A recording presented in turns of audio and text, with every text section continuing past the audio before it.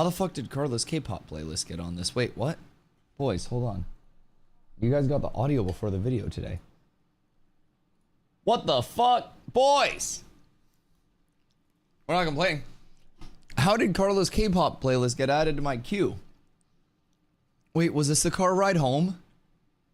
I mean, fuck it. Queen card's a banger.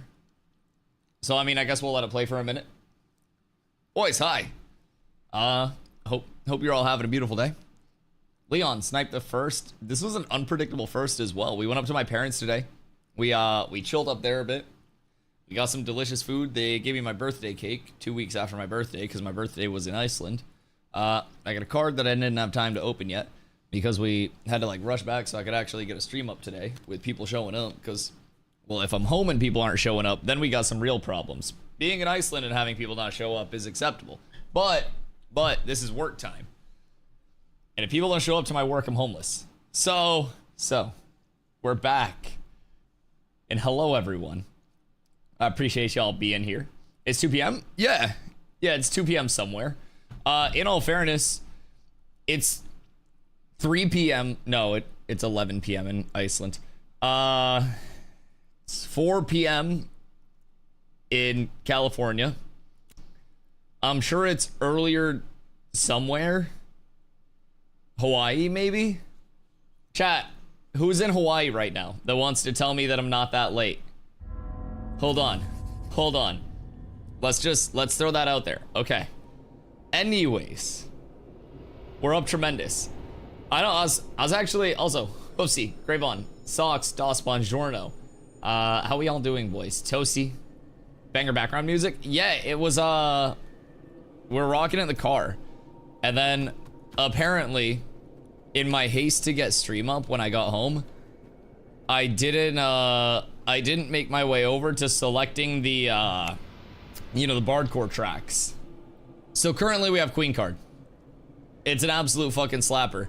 And I was thinking about just kind of like letting it ride for a minute. I know it's kind of like not the usual programming, but like I'm not opposed to it. Like all good things happen for a reason. So Hardcore K-pop edition win. Oh wait, Bardcore K-pop? Also Hardcore K-pop would be great. Bardcore K-pop would be fucking insane. Wait a second. That would be insane. Come to Steel Bloom. Meta, thank you for 3-day streak, dog. What's over in Steel Bloom? I need to get my boots. If I get my boots, I'm a happy man. Stragma, how are you, my dude? How's your day been? Do you need boots of the tardy? Cause I can think of a couple of people who need boots of the tardy. And by a couple of people, I mean me twice. Cause I really need those shits. So I'm just putting that out there. If we do get those, I'm edging 200 power if I'm not over it. I'm putting that out there. It feels pretty nice to be this close. Anyone's contributions will be greatly appreciated. Also, we have to find where the fuck the monitor is because I don't even know if he's actively spawned right now or what's going on. We're farming for crafting. Craft this fucking dick. I'm trying to farm some boots of the tardy. What's the guild event tonight? Nobody yelled at me to get on because, well, I'm sure everyone's used to me being in Iceland at this point, so you've all just forgotten about me. But I was like, oh shit, 7 p.m. people are usually doing stuff, so I might not be able to like manipulate everybody to come do my bidding for me. Now, I was soloing monitor yesterday during the Node Siege time. Like, we were watching the Node Siege, and then I was also over here just like tagging the monitor whenever it was up and soloing it. No luck on drops whatsoever. And this is like the one thing that's been cooking me. Now, with that being said, if anybody is in need of Epic Willow, I've got 50 of it. And Boots of the Tardy are looking more and more appealing by the day. So, if you have boots, I have Willow and or Gold that could find its way to you. First time in game in a few days, IRL happens. I feel that. I didn't get to play for 2 weeks. And then, since I've been back, we've been trying to, like, get settled in, get organized, like, de-stress, catch up off the jet lag and shit like that. Today, we went up to see my parents and hang out up there for a bit. So, like, I definitely feel. I was able to get a 10-hour stream in like my first day back because no one expected me to be a human that day. And it felt nice. And then the last couple days, it's been like just busy constantly. So I'm hoping that I can get back into the flow of things soon. I need my 2 to midnight time schedule back. It's so beautiful. I do want boots, but I want braidwood paper more. Braidwood paper for what though? Like, sure, braidwood paper this, braidwood paper that. But like, what are, you can't wrap braidwood paper around your feet. Riv rings? Who needs a riv ring? Like, who even needs a riv ring? That's like caster shit. Who needs that? Or necks?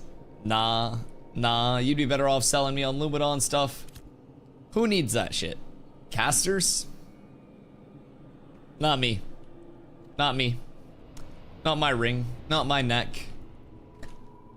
We gotta farm the boots for the fizz damage dealers, man. We gotta stick together. Wubby, hiya. Thank you for the 7-day streak. Oh no, it got nuked again. Don't feel bad. Carla's streak also got nuked in Iceland. It's a bad thing. You do the Polar thing where you extort van drivers for their shoes. Toast. You know me. You spent enough time in this stream. Do you genuinely think that I would be able to extort anybody for anything without feeling very bad and giving it back to them after?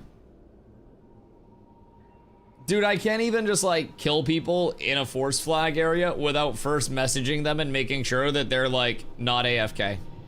I was in hospital when you were in Iceland, so I missed a stream. Dude, I hope everything's good. Good golly. Wait a second. I'm waiting. What's up? What can I do you for? I mean, I don't have much to do other than wait. Extortion refunds? Okay, well, hold on.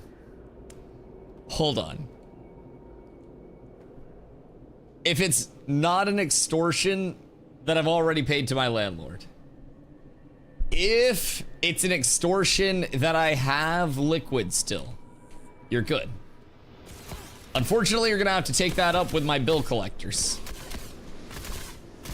Actually, you'll be happy to know. You'll be happy to know. I'm planning out a subathon for, oh god, the docs, Jesus Christ. I'm planning out a subathon for phase 3 launch because we as streamers, I think it's partners, but they might have given it to everybody. I think it might just be partners though. I can now select set times where I activate a 35% gifted sub discount, and we get a certain number of hours, like a year, that we can use it. So I'm gonna do a subathon for the phase 3 launch, pop one of those bad boys, and then the thought has been, for the last few months, I've been able to essentially put away much more than I had thought I would be able to put away through this phase of building ashes, right? I didn't expect to be at a spot where I was like comfortable, and comfortable for me is like, you know, a net positive and not dipping into my savings fund to survive. I didn't expect that for like much more time than now, and as a result, I've been putting away as much money as I humanly can.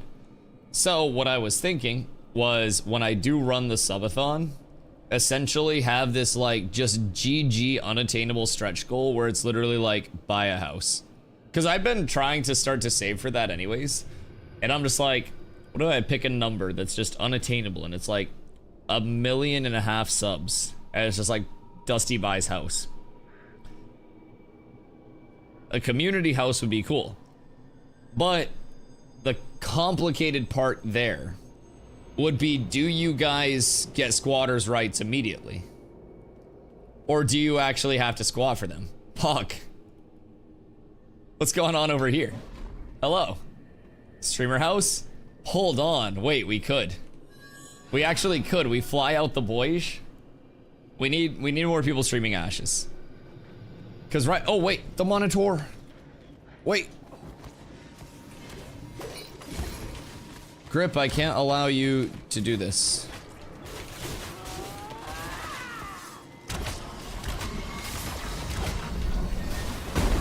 I'm so sorry, but I can't.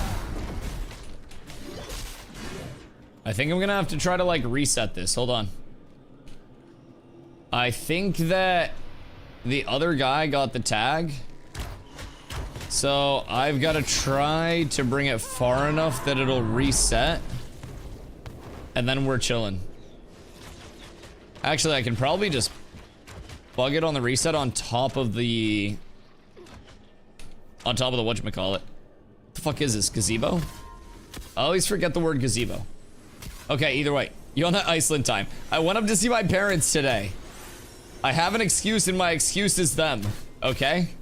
I'm just throwing that one out there. Alright, he reset. We get the tag. Nice. I got the tag on that.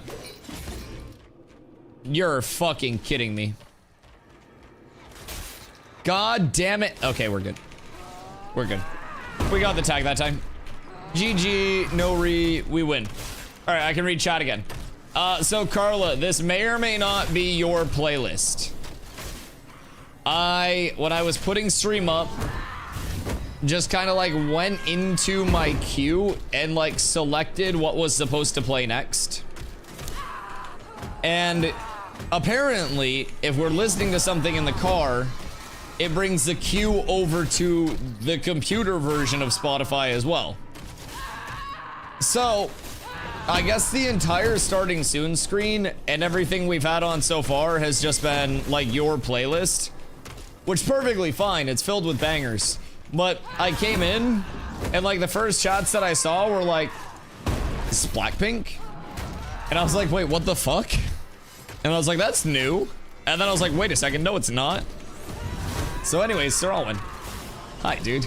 Yeah, so I'm still kind of like settling in and getting back into, I don't know, the flow of things, right? But we still have things to unpack. That was the first time that I was able to go see my parents since leaving, and my birthday was out in Iceland, so they haven't seen me like for my birthday or anything yet. So I got like my birthday cake from them today. It was overall a really nice trip. But yeah, it was the first time I've seen my parents in like, God, almost a month, because we went to Vegas and then we, bro.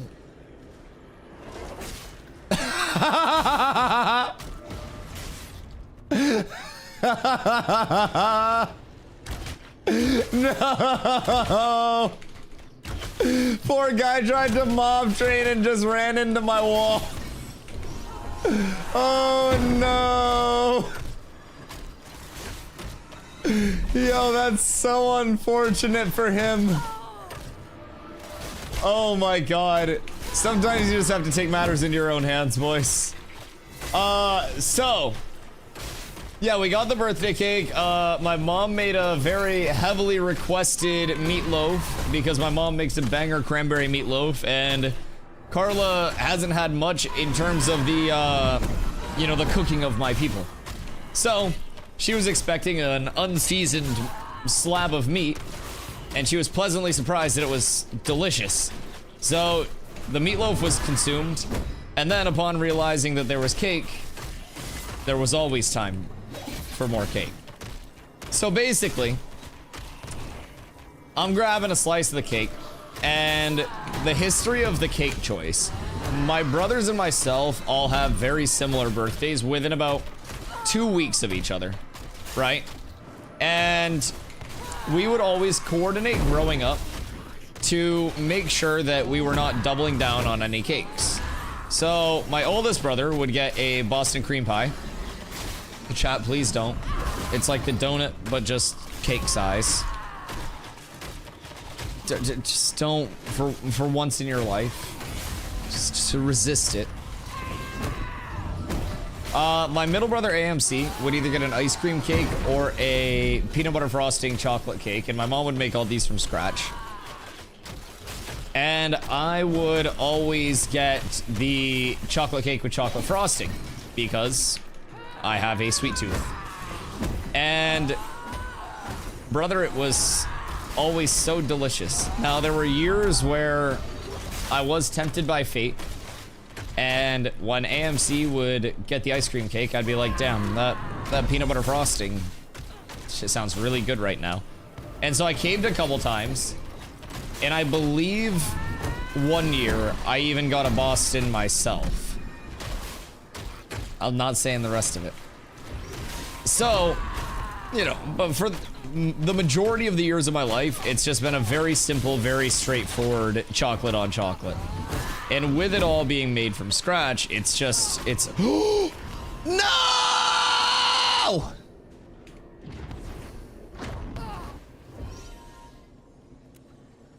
I heard New World has drops going if you're in their directory right now. That'd probably pull in a few viewers. Make a clickbait title about how I'm back. Always just throw one up and test the waters. It's a cool sword. Yeah, it'd be a shame if I fucking fell on it. Maybe that'd be exactly what I wanted. Said a lot of cool things about Ash as a creation, but I think it's time to go to the narc side.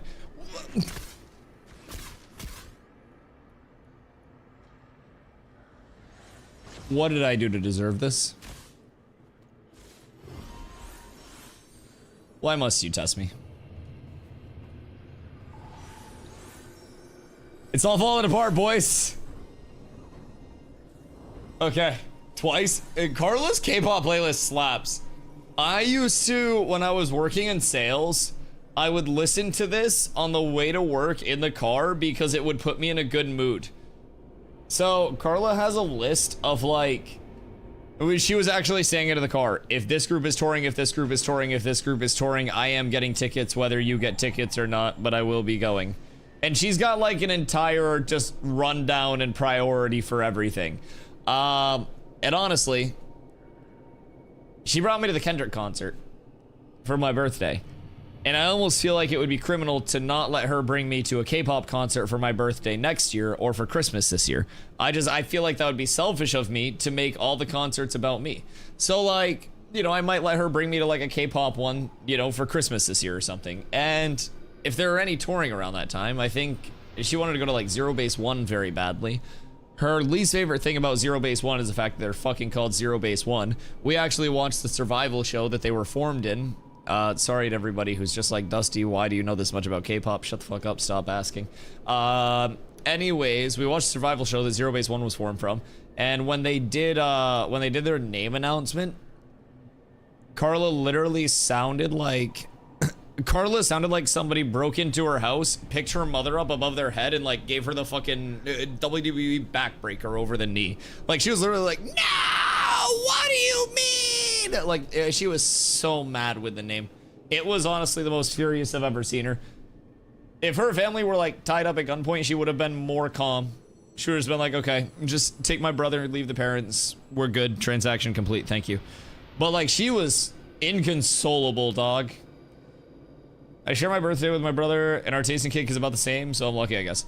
So that's the thing, though. Like, our taste in cake is all the same, and we would always share our cakes, but my mom made all of our cakes from scratch for our birthdays, so we would basically make sure that we were always getting different cakes, because my mom is a very good cook, and her cooking is very good. Her baking is fucking delicious. Like, if my mom bakes something and you eat it, you will be happy.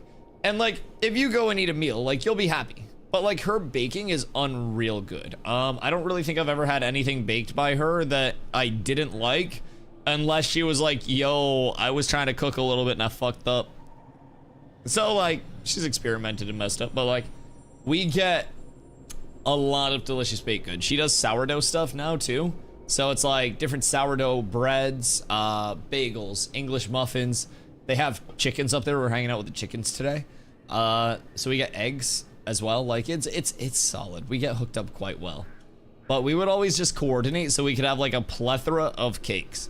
It was the same way when we went out to eat. If all three of us went out to eat together, we would all order different things and then kind of like snag and trade a couple of bites. We would always coordinate weird shit like that, but Twice in Chicago, end of July.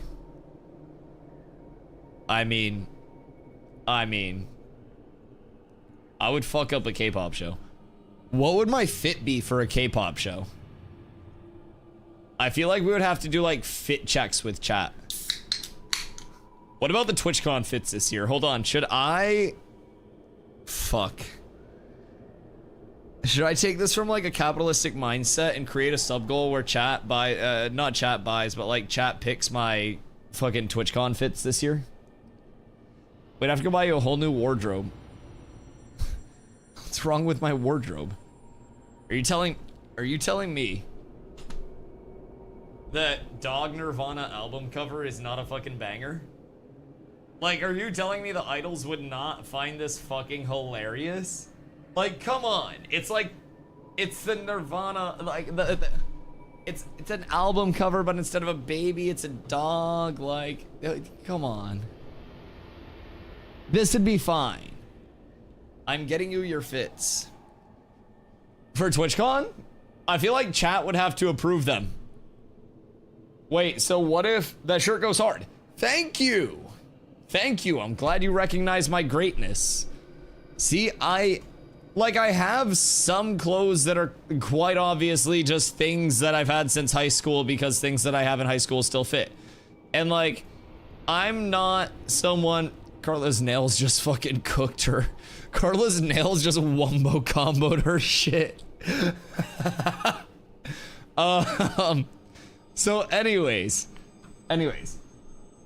I'm someone who like, I don't really buy myself things because I don't like spending money on like dumb stuff like clothing and shit. So I have stuff that's not like hip, stuff that's not in, but I just kind of like wear what I think I look cool in and feel comfortable in and go from there. And that's led me to kind of just like, I don't know, chilling with whatever I've worn. Some of it, Carla's like, wait, that's actually drippy. Oh my God. And some of it, Carla's like, Dusty, what the fuck are you doing? Did you get your TwitchCon tickets yet? I did, yes. And if anybody else is coming to TwitchCon, you guys should use this link to purchase your tickets. Because if you use my referral link, 10 of you use that, 5 plus 5. I get my ticket for free. And then once my ticket is free, we help other people in the community also get referrals so they can get discounts off their ticket and also possibly for free. You ain't got your 10 referrals yet? No, I don't think many people, because I don't really shove it in people's faces. I made an announcement in my Discord that one person reacted to. There are 3 total reacts. So I try to not be too, like, annoying with that shit.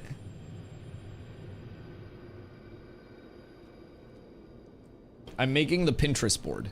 So you just DM me. That is not a Pinterest board. Jesus Christ. Okay, but yeah, use that link. It can help make sure that I'm not going broke at TwitchCon this year. I'm getting shitposts in my DMs from Carla. I'm being assaulted by memes. So the music... Chat, are we keeping the music tonight? Are we going the K-pop route? I feel like it may be the appropriate route. Stomps, have you got your ticket already? Because if you didn't get it yet, you also might have missed out on a 10% off code. I don't know if they actually made it so it was only good for 72 hours or not, but TCSD 10YR for their 10th anniversary was 10% off. So I used that to get my ticket. So that's nice. I just got it. Did you use my code? Or did you not use my code? Refund your ticket and get it under Dusty's link. No, bruh. You're so weak-willed. You're so weak-willed.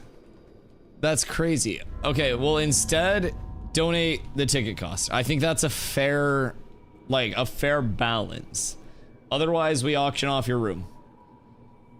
Blackpink is in NYC on 7/26. Hoofsy. Hear me out. We shock the world, and you and I go see Blackpink and don't invite Carla.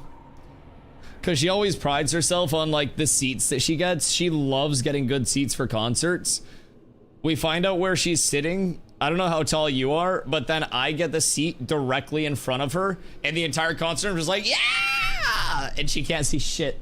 She tries to put her phone up, and I put my arms up like this, and I'm just like wacky inflatable arm man in front of it.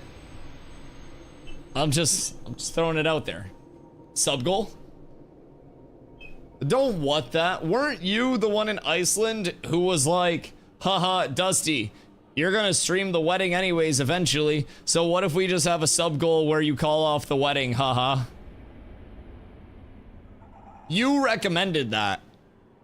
I'm just putting that out there. Now, I'm down. I also personally thought that we could do a stretch goal where chat picks who I legally marry. Like, you still get to be up on the altar and stuff, but like the legally binding marriage would be to whoever chat voted. I feel like that could be cool too. We could even do like a fucking Survivor style where there's like a fire making competition and shit. I got the legal side. I don't know if I would trust you to represent me legally in any court ever.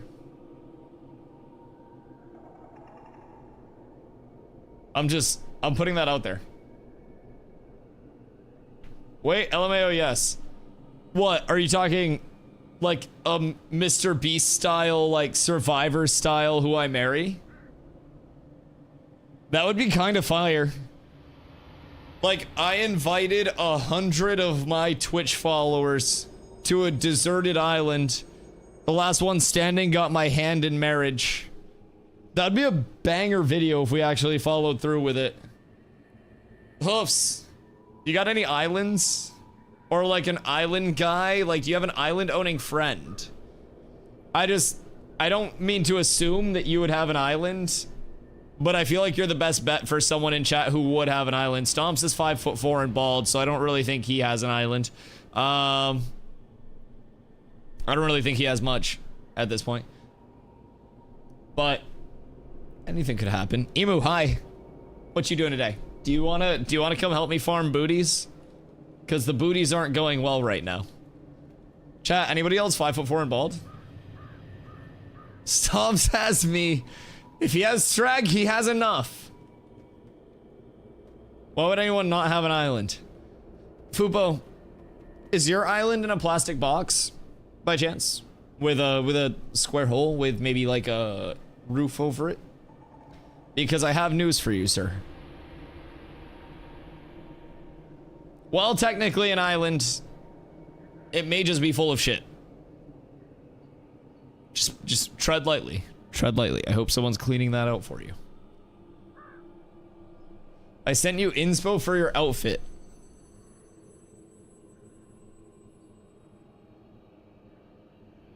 Okay.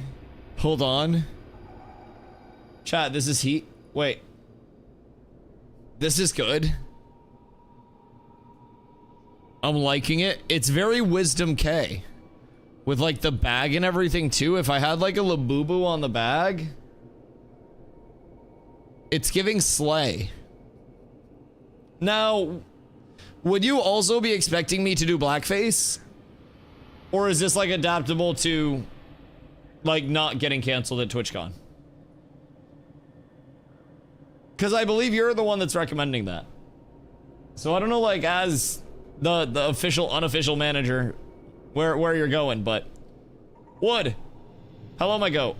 Last one standing, like, fight to the death? I mean, why would I not want the strongest, most fit, like, survival expert to be the one that I marry? If you're not going to be like the, you know, the big alpha sigma in the marriage, then you might as well just marry into a strong bloodline. So realistically, Carla has lupus. Say there's like a zombie apocalypse, but we have to do a very long walk outside in the sun without sunscreen, and she has a lupus attack. She's gonna be like, I can't move, my body's attacking my joints, But like a big, strong man, even if I had a lupus attack, and I don't have lupus, so you don't have to worry about it anyways, but say I did, you could just throw me over your shoulder and slay the zombies for me, right? And that's something that I wouldn't have to worry about marrying into a strong bloodline. Now, some of you may be saying, Dusty, would you not throw Carla over your shoulder if she was having a lupus attack? While I may be strong enough to do that, I'm also smart enough to know that that's a huge disadvantage carrying somebody with those genetic flaws in the event of a zombie apocalypse. So sometimes it's like a trolley cart situation. Like, do you want to kill one or do you want to kill 1,000 by saving the one? And every person that I come across would be burdened by her at that point. So, you know, there's just a certain level where it's like, yes, I could, but should I? Now, me, I don't have lupus. I'd be worth throwing over your shoulder. It's really mean? No, it's not. It's not. She knows I'd protect her in a zombie apocalypse. As long as we had sunscreen to stop the lupus from flaring up. Your wrists are weak? Right. But I'm also valuable to keep around because in the event that you need the building materials, I have 25 screws and a titanium plate in each of my arms. So basically I could be harvested for materials for building. In the event that there aren't any like screws or anything left, you could essentially just like make a tree house with 25 screws. So that would honestly be the gift that keeps on giving. So I'm very worthwhile. I'm kind of like a, you know, like a Fortnite loot llama in a post-apocalyptic sense. In a zombie apocalypse, I'll lock myself in an attic with my Cheeto stash. That is true. That is true. But zombies would hear the crumpling of the bag, and then that would probably be your downfall, if I had to guess. We can't haul your 6'5" ass over our shoulder. You throw me over your shoulder, and then like my hands are dragging on the ground, and then my feet are also dragging on the ground. Poor Stomps wouldn't be able to carry me. Yeah, it would take two of you guys. Like Stomps would have to have like my legs wrapped around his like shoulders with like my balls on the back of his neck, and then somebody else would have to have like my arm flung over their shoulder with like their head in my armpit. So in a zombie apocalypse, I'd like to either die immediately or be completely passed over and passed by. Yeah, I don't think anybody like that's intelligent would genuinely want to be like the front line, like Rick Grimes of the zombie apocalypse. That's something where you probably just end up dead and at the very least constantly fighting and exhausted, and like, we don't have main character protection IRL. Motherfuckers fall off ladders while cleaning their gutters and die because of it. We are not a species that's meant to survive in those scenarios, and the reason that people like shows like that so much is because they know that it would never fucking actually happen. Like, even if we had a surplus of ammo and guns and stuff like that, realistically, I've seen a lot of people shoot pew-pews in my time, and that ammo's gonna go away a lot faster than people think. I don't know, man. Zombie apocalypse, I'm just going cannibal.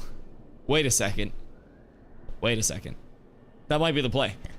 Although, nah, I guess, like, it's gonna be a weird side tangent of stream today, I guess. But like, would eating a person, if you didn't know you were eating a person, be like recognizable? Like, what if it was just like a person steak that looked like a filet mignon and you were told it was like beef? Like, is there enough like information about that? Why did Chick-fil-A just get censored in chat by Automod? The fuck? Yo, Huffy, how are you, my boy? I'd let you eat me. Yo, that's a 3-course meal, baby. Also, Hoofsy, I enjoy mystery meat for the mystery. That... At what point in the Philippines trip would we go into international waters that aren't governed by anybody? Because I think I'd like to stream at that point, just for personal protection purposes. Never I like laws. Yeah, that's where the pirates are. And not like the, you know, not like the Thor type where they don't really have any, you know, semblance in PvP. We'd have to be more prepared for those pirates than we want to be. Yar, Sir Dullington, how are you, my boy? Bet Chick-fil-A finally opens on Sunday if zombies were involved. What if the world is all fucked right now because God doesn't show up on Sundays because he really wants Chick-fil-A's to be open on Sundays, and he's facing us with his wrath until Chick-fil-A's don't have stupid fucking arbitrary fake rules on their hours? Like, how cool would that be? Just as a hypothetical. What's going on here? Brother.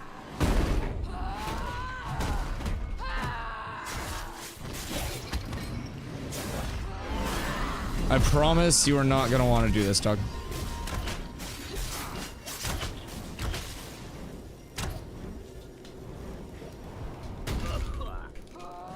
Is this what you wanted? Okay, one down.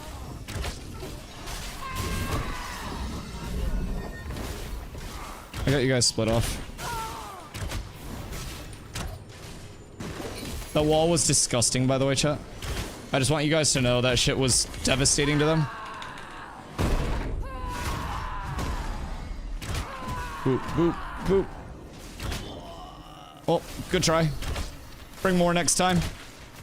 Hate to break it to you guys, but I don't know why they were so confident in that. That did not work out well for them in the slightest. But I respect it. It was a solid effort, but they just got kind of fucking cooked.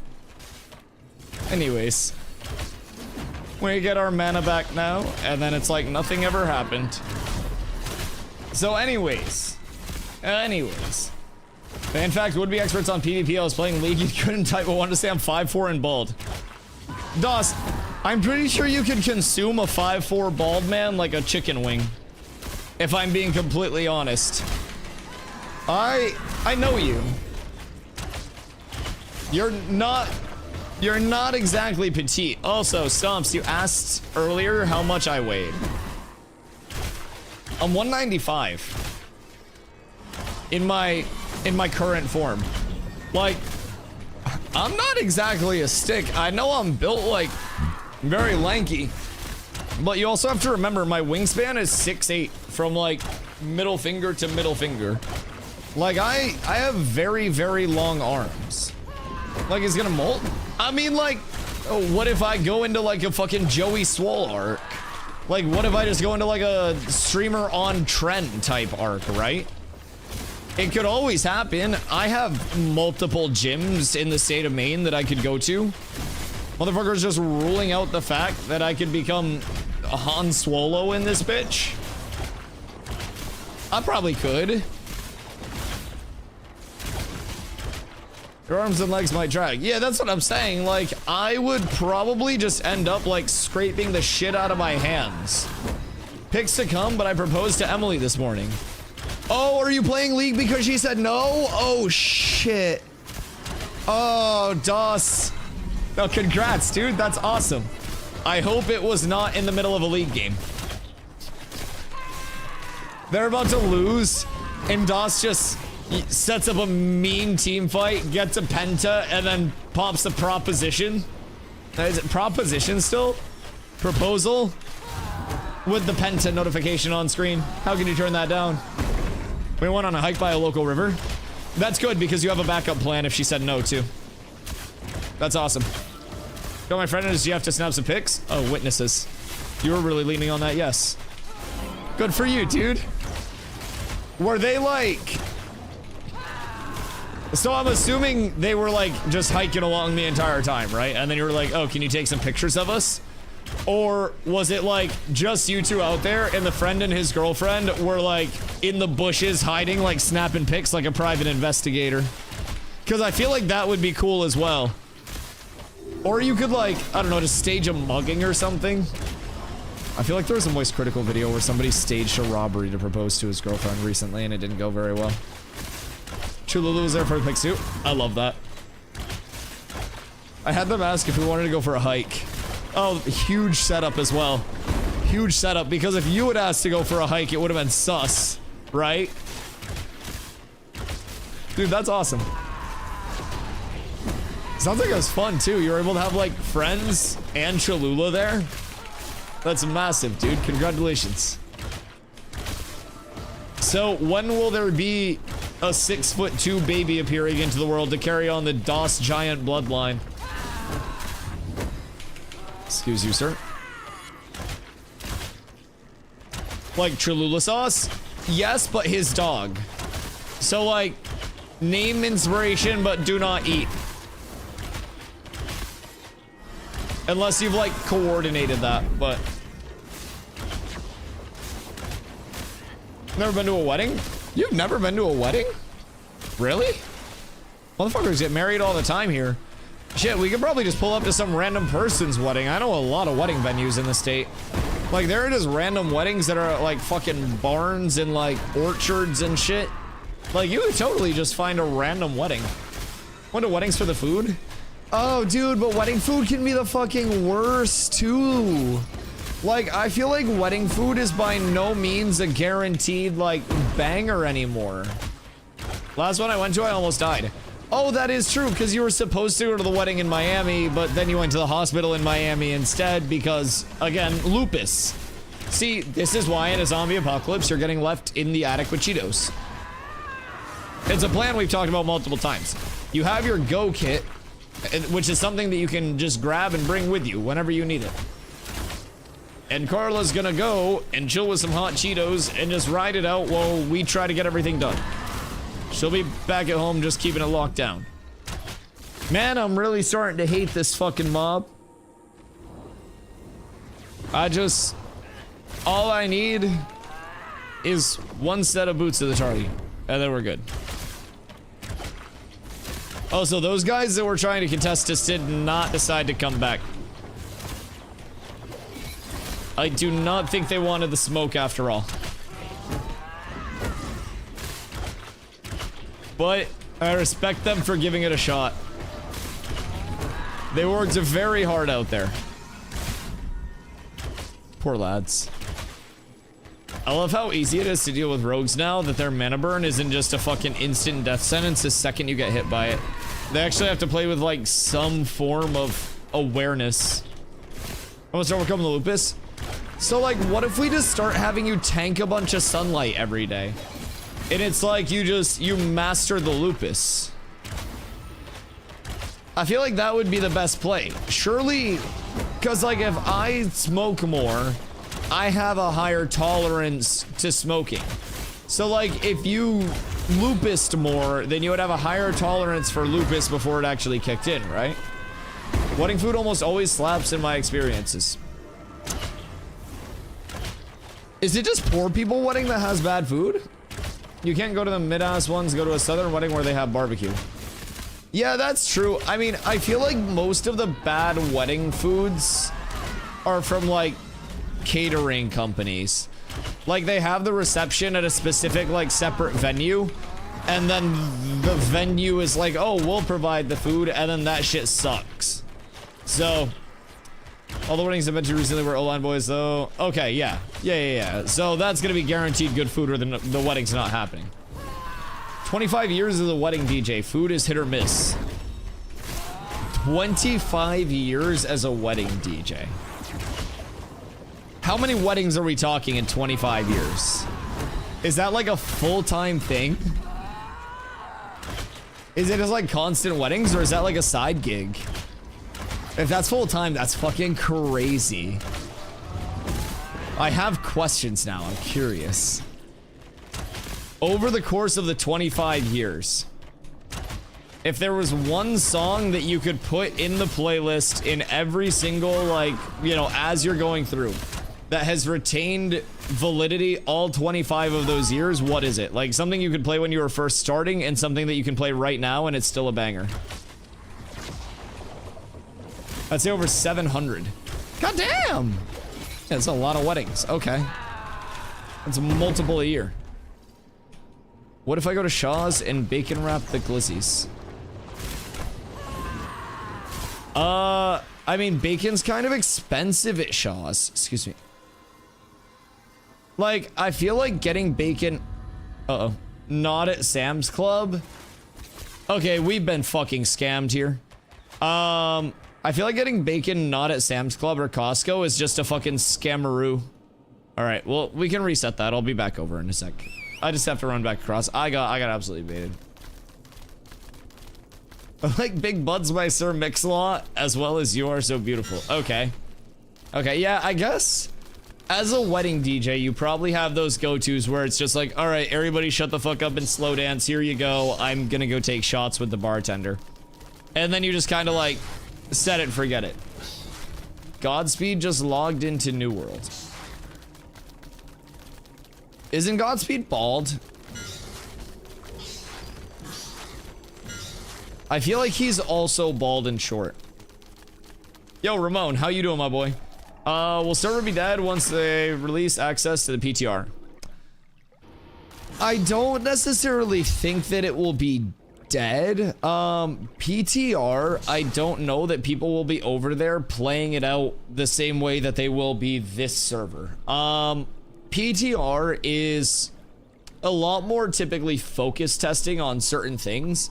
I do think that the PTR will immediately pull people off of this for sure, but I do think there will be variance in like what the testing feels like here versus what it feels like on PTR. But we'll definitely see, like, you know, the day that Summoners added to PTR, a lot of people are going to be over on PTR checking that out instead of this. Then once people are kind of like, you know, they're good with testing Summoner drops here, then we'll be fine over here. But once it's 24/7 up for the PTR, personally I think yes, it'll be dead. It's already pretty dead in all fairness. Oh shit. That's part of what I was basing my answer off of as well. There already aren't like a ton of people that are actively over here. I think every community has had a very tough time keeping numbers up with kind of the targeted end date of August 4th. Knowing that Prague, not that anybody should be playing this like Prague-minded in the first place, but knowing that all of your Prague and your characters and everything will just be wiped and, you know, just taken out. A lot of people are going the route of not wanting to burn out, and I do think that PTR will be much more popping for people. And a lot of the base reason for that being that it is like much less stressful, much less of a commitment, much easier to hop in, test what you want to test, fuck around and do what you want to do. But yeah. Let's see people saying with the last few weeks too much before wipe when they can see the new stuff. Yeah, I think that like people will come over probably if they're doing guild stuff like guild PvP nights, or if there's like a siege planned or something like that. But if I had the choice between PTR and farming my boots over here, I'll probably go to the PTR, get the boots that I need, get the gear set that I need for testing, and then like run duels or something on the PTR. PTR is also something new and different, so people naturally want to do it. Yeah, and I think a lot of people will actually end up kind of like trickling back in for the PTR comparatively to what we have now. I think player numbers, thanks to the PTR going 24/7 access, will go up prior to August instead of it just being that like last week where people come in to get ready for the launch. I think that PTR 24/7 will bring in a lot of the people who are like completely burnt out on this environment, the production environment. And I think that hopefully it'll drum up a little bit more excitement with the extra layer of transparency. And then with that, you have another layer of testers who can then provide feedback on the early things that are coming in, so they come over to this state working better. So I think it'll be nice, but I definitely think this server is already more or less dead, especially in a sense of what people are doing outside of like planned guild events, sieges, wars, whatever it may be. There aren't that many people out running around actively participating in stuff, and thankfully the ones that are very much want PvP. But I remember even like 2.5 weeks ago before I left for Iceland, we'd come out here to farm this, and there were typically 3-4 groups that were doing this entire loop that were contesting each other. And we were PvPing over spots. We were trying to like block each other off for spots. It was way more popped than it was now. But a lot of people are also going to be working on different gathering prog, whatever it may be. But I definitely think overwhelmingly a lot of players are just at the point over here at least where it's like, okay, I've leveled, I've geared. There's not much more that's happening in a reasonable time frame. Don't want to level and gear something else, so just gonna chill. I see the New World drops. I haven't actually looked at the New World drops. I won't lie. I am happy to see that, you know, AGS is offering drops to streamers in the directory so they can at least get artificial viewership. But like, I hope that people don't get too baited back in on the side of content creators with that. Because you have people who are like 4x their normal viewership right now just because of exclamation drops, bringing in people that are like lurking, or like the Twitch accounts that literally just lurk and then get sold with the drops on them. There's a lot that brings views into the New World directory that's not actually the New World stuff. They already got artificial viewership, but this bumps it. Yikes. Jesus Christ. Jesus Christ. But yeah, no, Foop, I agree. I don't really think, like I was saying, I don't really think this server's going to necessarily be lit at any point. But I'm hoping that maybe there will be more of the organizational side over there. Again, I haven't been a PTR tester, so I don't know all of what the capabilities and actually like playing over there are like. Once I get over there, when we get our access, I'll be able to have more of an idea of what it's going to be like, whether it's just, okay, we hop on a focus test and then come back over here, or it's like, okay, everybody in the guild just go over to PTR, and then we just like do our guild nights, our caravan runs, our duels all over there where everybody has their gear. If that's something that's supported on the PTR realm, then we'll probably do that. But with that being said, that's also kind of a shitty route to go. So that makes it a little tough, because I can't stream visually any of that shit. We wouldn't be able to share VODs, review VODs, take VODs.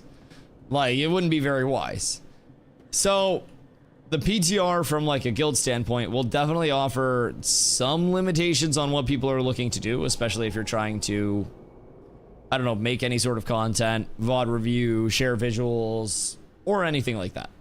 But I definitely think PTR will be more populated than this.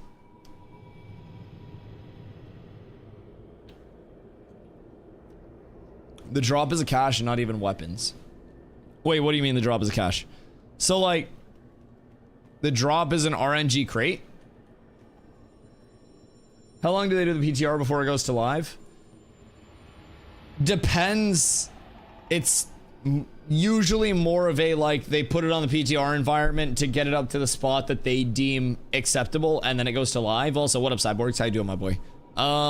Some things have a few days on the PTR because they're coming in and it's just like, all right, it's good to go. Some things have been held out of the PTR to live, or PTR to production pipeline for a couple weeks before.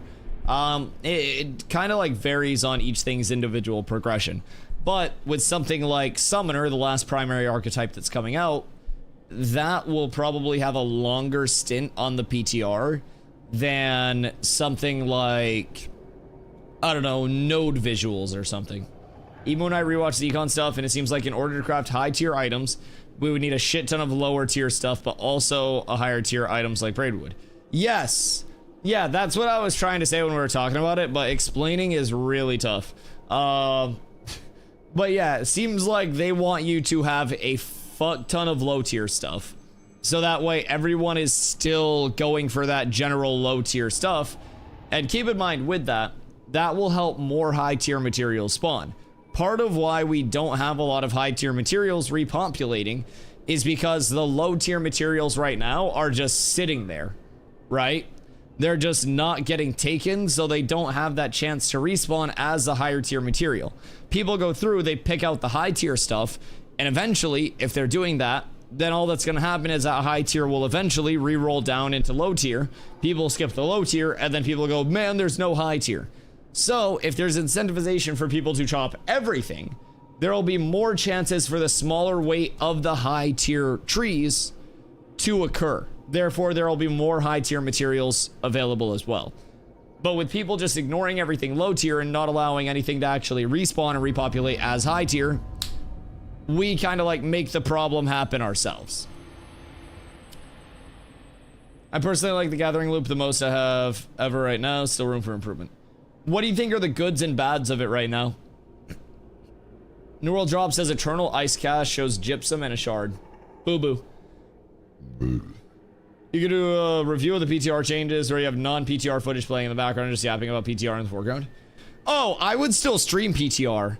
Yeah, so essentially what I would do is I would take a muted VOD and I would play that VOD as a visual. So like you would see the muted VOD visual coming from my stream PC. I would disable in like OBS itself the feed from my gaming PC to the stream PC. So that way there's no chance the visual even comes through if I fuck up. I would have to literally re-show that and unlock that individual source. So I'm gonna turn that source off so there's no chance of the visual going through. That'll still allow the audio to go through. So you'll have audio from the PTR, you'll have yaps from me, and we'll be talking about what we're doing. And then from there, there'll also be zero chance, unless somebody fucking remotes into my PC, takes control of my mouse, reads through my sources, and then re-enables my cap card source. Like, it'd be very hard for me to fuck it up. So fortunately, that system makes me feel pretty confident that I won't fuck up. But I fear for the people who think that they'll just be able to stream it. Because New World also tried to do things like that, where it was like, this is something that we don't want streamed. This is like a private test realm. This is a private test build. Even things that were like full watermarked. And there were people that went live in the directory that were streaming that shit.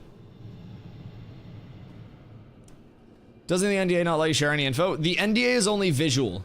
So basically, you cannot share visuals from the PTR, but you can share audio, you can share information, you can talk about it. It's just a visual NDA. So. That's so odd. Yeah, I don't necessarily know the full, like, reasoning for it and don't pretend to. But I have also thought it was a little odd, personally, where I could just, like, not show the video and then literally just do everything else. Because if there's a new area that comes out, I could feel, I could literally just be like, oh, I'm walking through, you know, a sandstone gate. It's 3 times the height of my character, and I have 2 hallways that I can turn down left and right. I'm going to choose left.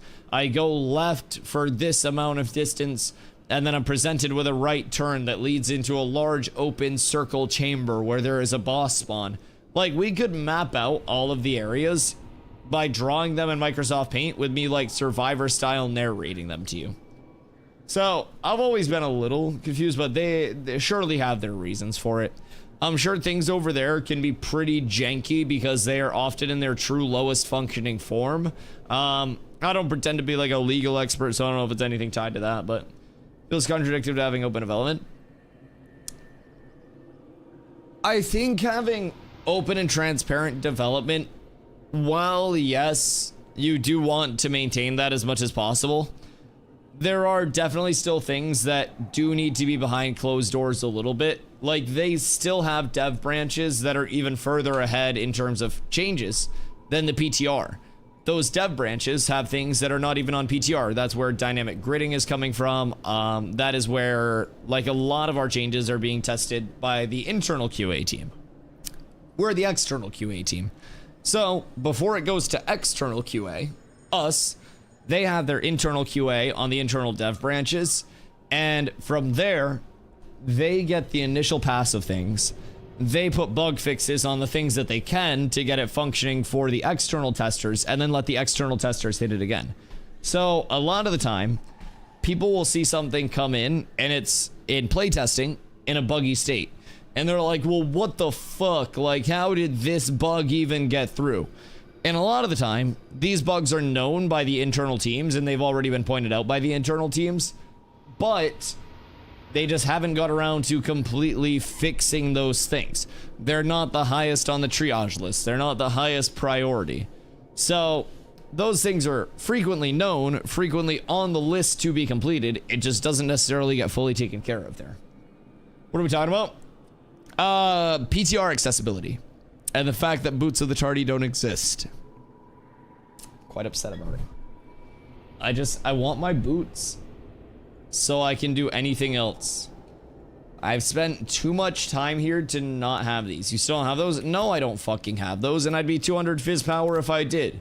We had a rogue and a fighter come over earlier, and we took the mob from the fighter when he was here solo, pushed him out, and then they came back with a rogue, so it was a rogue and a fighter versus us two, and we killed both of them, and then they fucked off and haven't contested us since then. Oh, wait. I just heard somebody. Yo, Fear. Thank you for the follow. I appreciate you, dude. Welcome in. So we should have another spawn coming up soon. But yeah, these boots and I are not getting along, man. Now, fuck me. Wait. Oh, they're back. Hold on. I'm gonna sit here flagged up and just kind of like be all ooh. Oh no, I don't know what's happening. They might try to jump me, and if they do, I don't think it happens. I don't think they could kill me regardless. So I'll sit here flagged up. It was just the two of them, but we should be able to kill them quite quickly. I don't think that he's gonna jump me. And then when monitor comes up, just grab the tag on monitor and bring it over to the left here, and we should be fine. I don't think they're gonna hit me after the last one. And if they do, I don't think it's gonna go well for them. Alrighty, here we go. Emu. Hi, Emu. Invite to party. I got you. Wait, why are you naked, Emu? What? Emu, where are your clothes? What the fuck is happening here? I don't think that's the falling star. Oh no. Chat, is this the drop, yes or no? I need it. I need to be able to go fuck off and do anything else. Because at that point, I just need to go back to the Trops and get brine breaches. And then we're pretty set. I just hop into Why Are You Naked? Listen, man, I got naked healers following me around. We got Poof as well. Okay, yeah, so I definitely don't think these guys are going to be attacking us. Can't you craft them? No, what, brine breaches? Or Boots of the Tardy? Which one are we yapping about? Both? I don't think so. Maybe. What do we have up for tables now? Do we have all the journeyman crafting? Journeyman tailoring never going up. Can we craft tardies though? Because like we might have those crafting mats kicking around. Thought the journeyman stuff went up already? If it went up while I was gone, then possibly. Miraleth has a vote up. Okay, so Miraleth will be soon TM. Probably when we don't have a journeyman leatherworker. I don't even know if there's going to be a journeyman leatherworker left on the fucking server at this point. These boots don't exist. There is no god.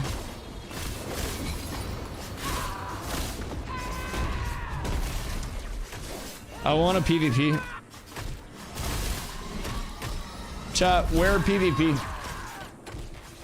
Sir Alwyn, thank you for the hydrate.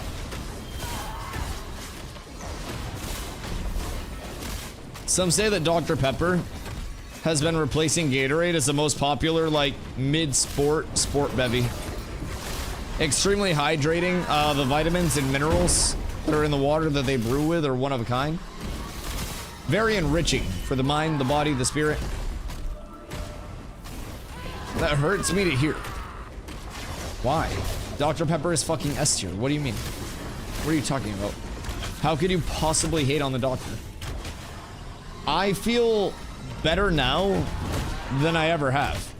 And I've been drinking exclusively Dr. Pepper for the last 6 days. Doink! How are you, my boy? I smoked a doink today on the way back from my parents. It was a beautiful GG4. A nice little humble smoke. Got back home. Nice little Bongo Pinsky, and we're vibing. If S stands for shit. Why do you guys hate Dr. Pepper? And how do you guys hate Dr. Pepper? Do you guys also not eat ass? Like, are you just animals? Like, what's going on here? I thought that I had a chat filled with fucking doctors and men of culture. Come to find out, you're chicken tenders and fries personified. Smoke grass and eat ass was my Tinder bio. If it was your Tinder bio, does that mean that it worked? Are you now off Tinder because of success or because of depression? Because there are two reasons that people get off Tinder. Yo, Swanson! What am I, goat? How's that big beaky nose doing today? God, I can smell you coming from a mile away. Mine, inside of yours, just... Oh, God, it'd be beautiful. When are we golfing, dude? I'd love to smack some balls around with you. Thank you for the 25 months in a row. Wait, brother. Fucking legend. Holy shit. 2 years plus now. Brother, the purple banana? We'll have to loosen the grip, let that baby breathe. Holy shit. Bag secured? Yo, doink. That's a huge W. Bag secured indeed. Brother, I hope that it is a bag worth keeping. I hope it's one that goes up in value over time. I hope you got yourself a Birkin. Oh my god. That was Dr. Pepper saying hello, chat. Holy shit. That thing probably sounded like Pirate Software's voice. Sheesh. Oh my god. Been 4 years, bagged me a game or two. Is she in the chat with us? Yes or no? Can she hear me right now? Say something like hamburger if we're safe. We don't need to give this away, but I have a question. As a fellow... Hamburger, okay. Okay. Did you bag yourself a gamer, or did you bag yourself a girl that plays video games? Because they're two different things, and like... Some people have a strict I don't game with my girlfriend rule for a reason. I'm just saying. Like, Carla in the next room was my healer in New World, and she's a fucking pumper. So I can vouch there. I can vouch there. But... she plays Classic WoW with me 12 hours straight. Okay, but is she good at Classic WoW? Isn't she playing Valorant right now? Okay. If we look at her Valorant performance, it's a girl that plays video games. Orange parsing healer. Let's go. Okay. Okay, the seal of approval. You're up tremendous. You're up absolutely tremendous. Just me, I don't game with my girl. What? Oh. She only has one monitor. I thought that she would be locked in on the Valorant. I haven't allowed her a second monitor yet, so that way she can't hear me talking shit, but she's been making adaptations. I'm gonna have to take away the main monitor, too. You can have the PC, the mouse, and the keyboard. Good luck. Valorant's about to get a lot harder, bitch. Fucking listening on my streams. I was being a diamond in Valorant. Weren't you the one that told me I'd be in, like, fucking Chow or whatever the fuck the little amateur league bullshit is if I played it for 6 months because everybody sucks at that game? I might have just fallen, by the way. I need a life alert. Weren't you literally word for word like, ooh, Papa Dusto, aim god, please don't do it to him? Valorant is also a shit game, so you can't really judge how much of a gamer they are from it. See, I agree. I think Valorant is a geriatric shooter akin to CSGO. Gary Mustang, thank you for the hydrate. Dr. Pepper, the most hydrating drink of all time, soon to replace Gatorade. I have a monitor to donate to Carla.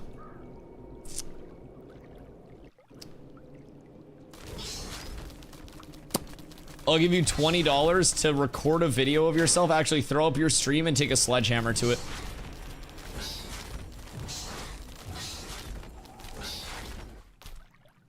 We'll discuss. We'll discuss. No liquid IV? Why would I need a liquid IV when I've got an entire doctor in my hand? Get some pepper in your stepper.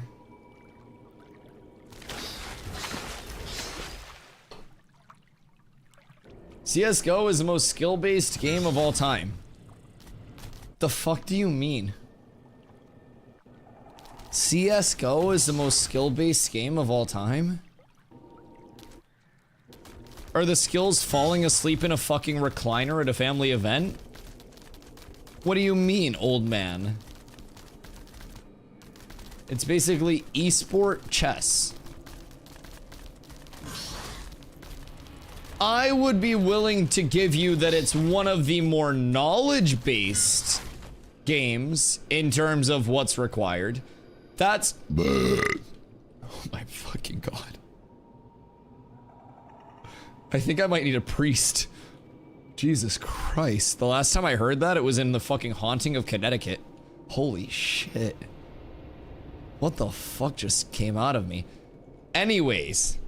CSGO and Valorant for me are like more of a knowledge gap game than a mech gap game in 95% of the skill ceiling.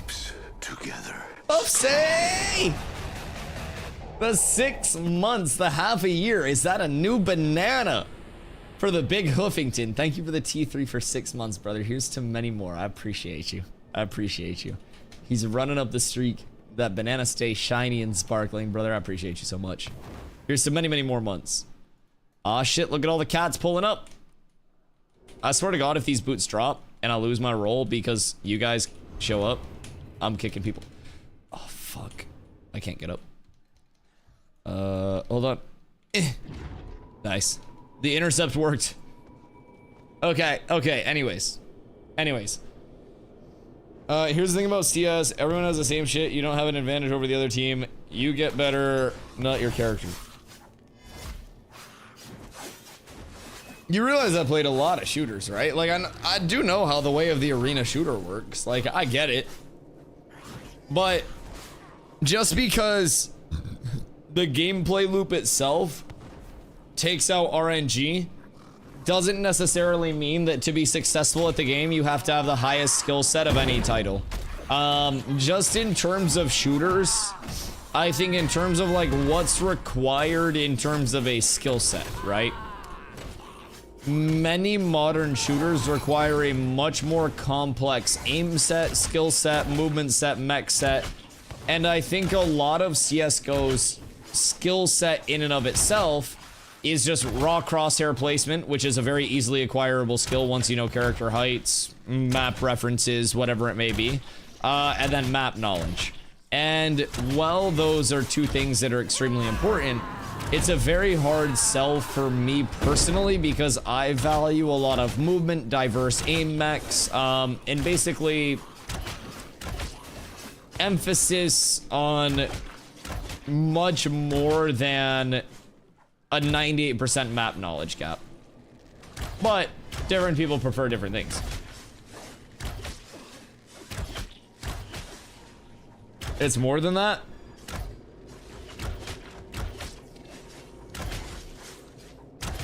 It's learning timings, trading, faking, and movement.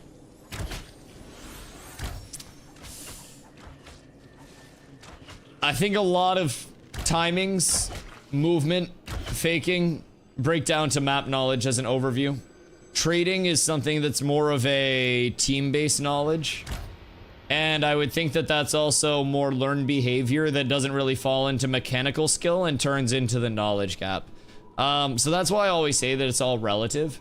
When I think of like... Ni hao. Thogli. Ni hao. And hail. How's a high thing today?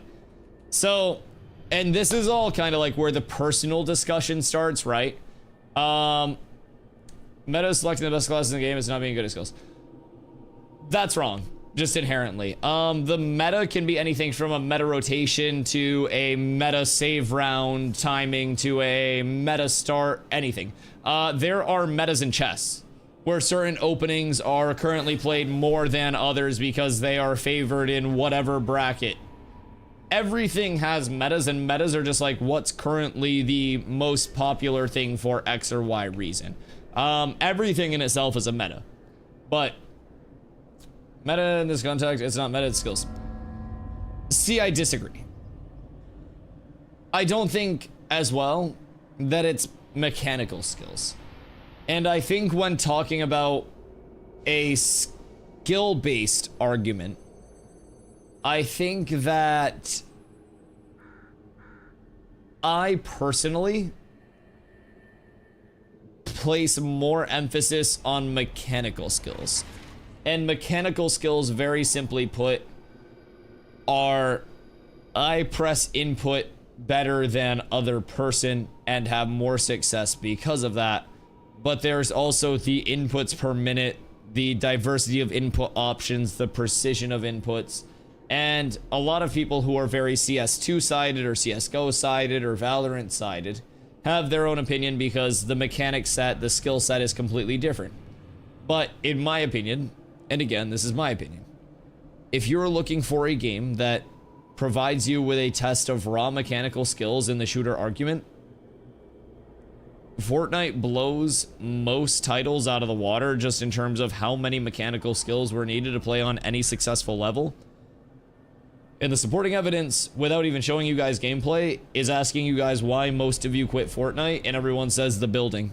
That's where the mechanical skill evolved out, because people got really fucking good, and a lot of people couldn't keep up with how good the average player was. And as that bar continued to progress, the mech gap outpaced what people actually wanted it to be. And some people will be like, Dusty, Fortnite sucks, you suck, that's such a bad opinion. But I will say, if you want to watch any Fortnite on a very high level, the number of inputs going in, the processing time for each input, the adaptability of every input, the emphasis on clean inputs, not wasting a single build, not missing a pump timer, not missing any trades, like, and again, trading and stuff, that's all learned knowledge over time. But raw mechs, in my opinion, are just various types of aim, like massive inputs per minute, multiple inputs per second, managing movement, managing building, managing materials, managing ammo, managing shot timings, looking at the entire map around you as you're rotating. Visually, Fortnite high level was going to give me seizure when building was the meta. Yeah, it moves extremely fast. And that's honestly, that was one of my favorite parts about it, and part of why I, as a player, am kind of like jaded a little bit towards like CS and Valorant type games. And again, this is all just personal preference, but like those have always been much slower than what I would want to actually hold my attention in. And anytime I've tried playing Valorant, I'm sitting on a corner, I've got crosshair placement out the ass, somebody peeks me, I just go boom, because you just have to click on somebody's fucking head once and then they die. So I just go boom, they're dead. And then I try to swing a corner, and I didn't wait to hear somebody's boner pressing against the zipper of their pants and slightly unzipping it 2 teeth. So I didn't know that the other rest of the fucking team was behind this same corner. And I just go, huh? Boom. And we trade. And while in and of itself that knowledge gap exists, I'd rather have some form of like a mech bailout and like mech mechanics past just one tap headshots, past that super fast TTK, past just, you know, first person to shoot has the highest chance to win. And again, it all just breaks down to preference, I think. But there are many things in those titles that, for me, have never really just shown any fun. I tried to give Valorant many attempts too. Like, I tried to play Valorant when it like first came out, because I had friends that were into Overwatch, and they were like, Dusty, it's gonna be like CSGO and Overwatch had a baby. And I thought it was gonna be more Overwatch than CSGO, but it was like more colorful CSGO. And then I went back after playing, you know, a lot of shooters at decent levels, and it just still didn't hit. And then Carla brought me back, and I was just like, it's kind of boring. You know, skills is subjective. Some people might find some skills harder than others. So, I think the discussion there is, in terms of shooters, what are you comparing the skill set to in terms of other shooters? Because there are plenty of games that offer the incentivization for headshots and crosshair placement, while also having more dynamic aiming events, more verticality to aiming, faster movement to adjust to, punishing movement mechanics in the same right that you have like movement bloom. Like a lot of the mechanics that are present in CSGO gunplay is present with many more mechanics as well in other shooters, which inherently in my mind leads to the conclusion that other shooters offer a more mechanically demanding skill set in terms of their gunplay than CS.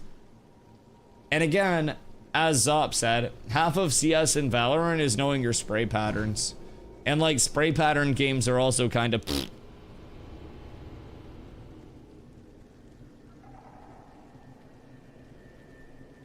it's not just, it's learning and honing it to a point where if you're milliseconds off, you can't reach a higher rank.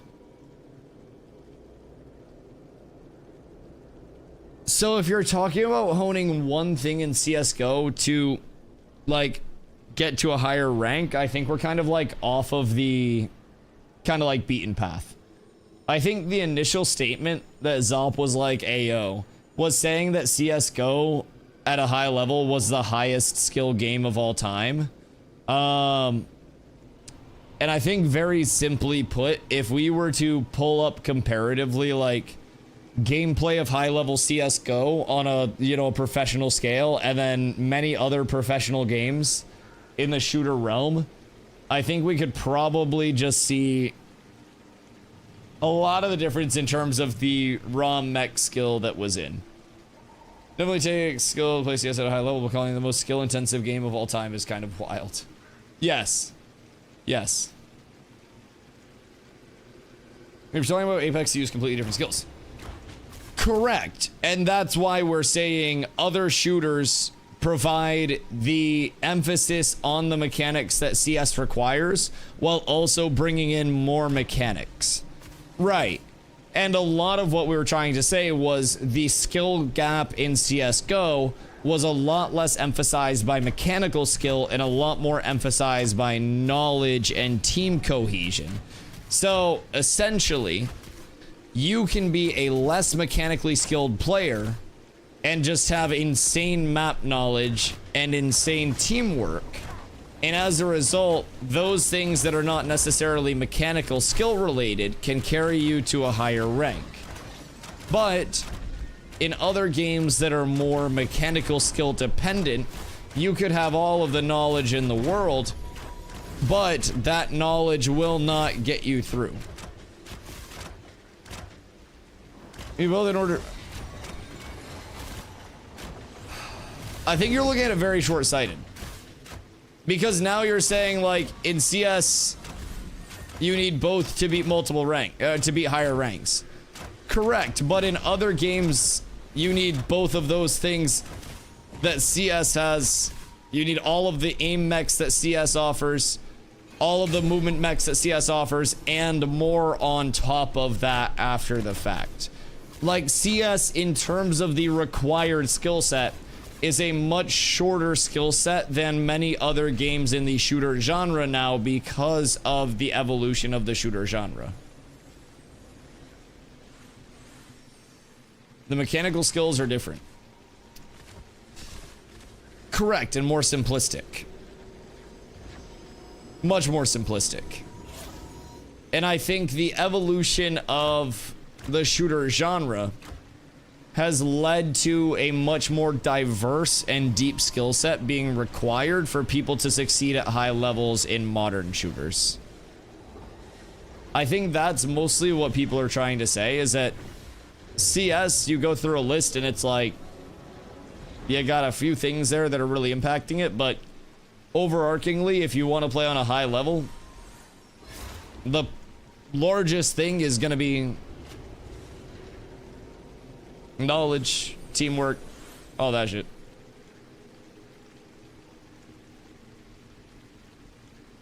Simple isn't easy, you need higher depth for it. The depth, brother. Where are you relying on RNG to win your games? I think you're just reaching to try to defend CS way too heavily. Because now you're getting into like some philosophical Sergeant Stomps type shit where he tries saying that pay to win is in every game because time is money and you're paying with your time, therefore it's pay to win. You're gonna give me a seizure. Stomps has some interesting takes, and you're going down that route. Alright, I got the monitor pulled. So we should just be able to come over here, and then just fight that. This is gonna be the time the drop happens this go around. I fucking hope so. But you know what's crazy? Now we have 3 physical damage dealers over here that are probably gonna take it. Because I lose every drop. If you said the CS is the most balanced shooter of all time, I could agree with that. Oh yeah. Yeah, like CS being a prime example of like a team v team tax shooter. Yeah, absolutely. It's one of the cornerstones of shooters. But there are a lot of NBA players that are the cornerstones of the history of the NBA that if you ask them to guard fucking Giannis, they're gonna get pushed back into the 3rd row of seats and have no idea what basketball even is right now. Some things, while they can still be a pillar of, you know, what shaped everything, eventually just have to accept that they're a little bit aged in terms of what they offer mechanically.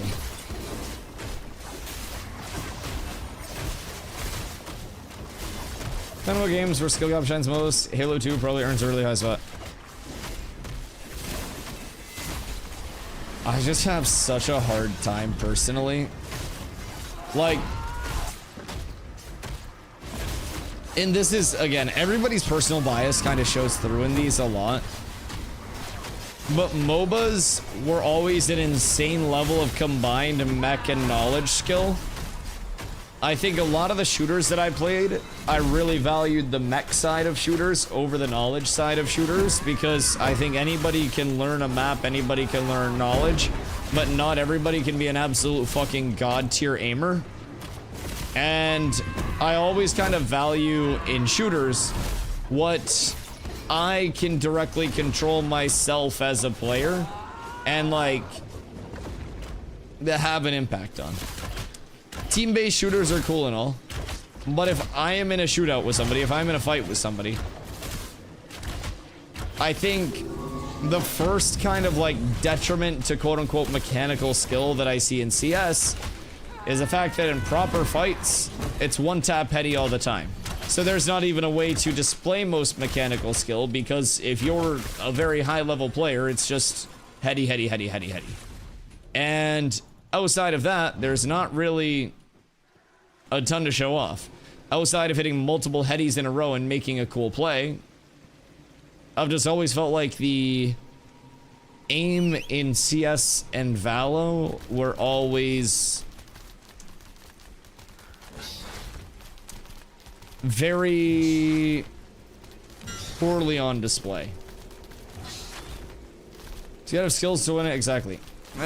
No, because holding a corner and sitting there and having the first shot in a trade isn't exactly the hardest of things. It's hard to hit the headshot.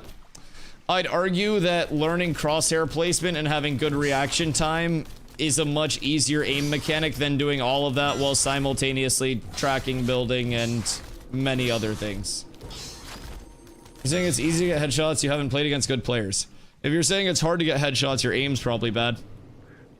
On the contradictory side of things, if professional players are killing players with headshots and you're saying that you're hitting headshots because you're playing against bad players, that means that your aim is just on a weaker level than it should be. It's highly demanding in terms of skills. Nobody's saying that hitting headshots is the easiest thing in the world, but what you were trying to say is hitting headshots is in CSGO is the hardest aim mechanic of any shooter. And that's simply false. I think the big thing that we're like giving you pushback for is the fact that you're trying to say CSGO has the most demanding skill set of any shooter of all time. And that's just not the case. So, I don't know, man. If you consider the people against me are some of the top in the world, then yeah, I'm not on that level. So, what we're saying is at peak, Because now we've gone from your personal experience after the pro experience didn't work out and you tried to say pro this, pro that, the highest level this, the highest level this, to rank up here, rank up there. So now we're bouncing all around the skill brackets as well. Headshots are easy when you're camped in the right spot and have a sniper rifle. Headshots are even easier when half the time you don't even need a fucking sniper, get a one-tap heady. I swear to God, I was just watching the fucking Valorant event when we were in Iceland because half the group was obsessed with that pee-pee poo-poo mistake of a shooter. And I literally just ended up going to watch Moist Critical videos because I got so fucking tired of the entire POV being...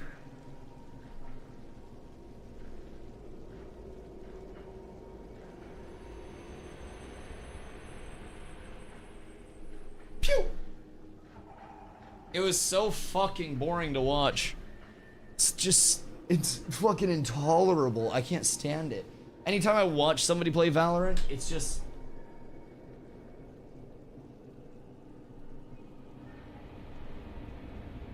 Spray through a smoke randomly. Your one movement ability. I don't know. I don't know, man. And then watching CSGO, I just... Genuinely, it's like the antithesis of what I like in shooters. So I'll always be a little more critical of it. But that shit is god-awful boring. And I bet it's one of those, like, things that's more fun to play than it is to watch. But fuck me, even the times that I've tried to play those, I can't get into them, man. Genuinely.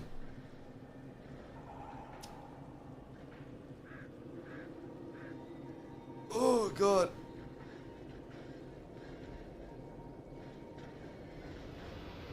I don't think you're being mechanically good. Okay, so my counter, where you're saying it's all about pressing skills. Let's discuss Fortnite. Heavily emphasized aim on flicking, tracking, crosshair placement, and target acquisition. Recovering from other crosshair placements because you're building. The mechanic of building itself. Box fighting, high ground fighting, low ground fighting, retakes, map management. Just in terms of the raw element of what your crosshair is doing and how many inputs you have going throughout, there are no abilities there. Those are all mechanics that are just a part of the game that you're expected to do. It's a lot of skills. I don't think it's as hard as CS. Okay, weed might be highly punished in Dubai, but you've got to be on Fent. This must be a bait. There's no shot in the world that there's any argument that CSGO mechanics are even a portion of what forts are in terms of raw mechanics. The hardest game is clearly StarCraft. RTS go crazy, as Doss said. Motherfuckers shrimp posture like crazy for RTSs. Let's see, hardest mechanical game. Y'all ever try Getting Over It? I played that shit for a few minutes on stream. Wanted to punch a hole in my wall.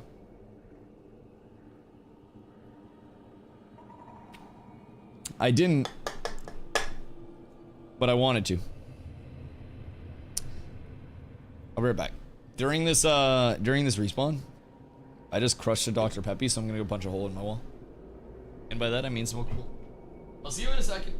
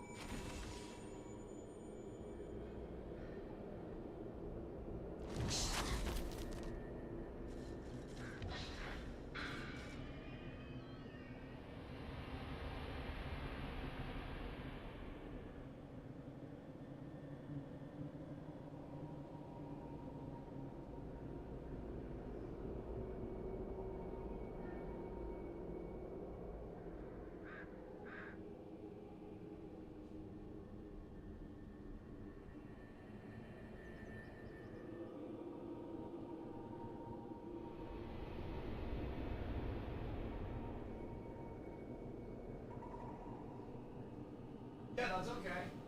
I'm down. Good day, hello, we're back. Okay. Oh.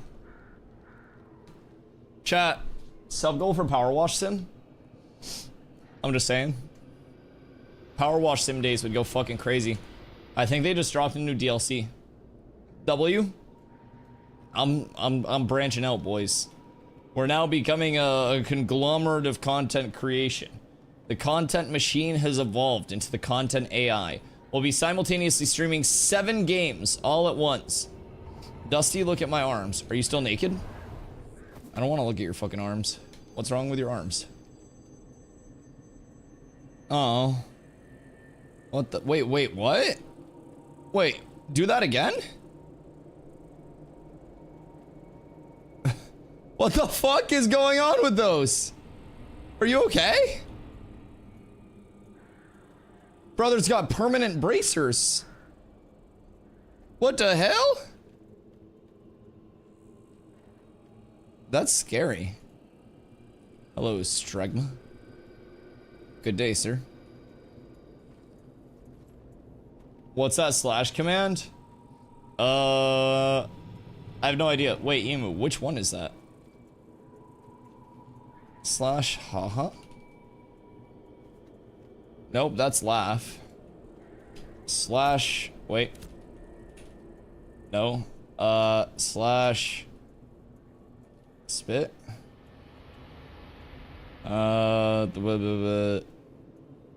What?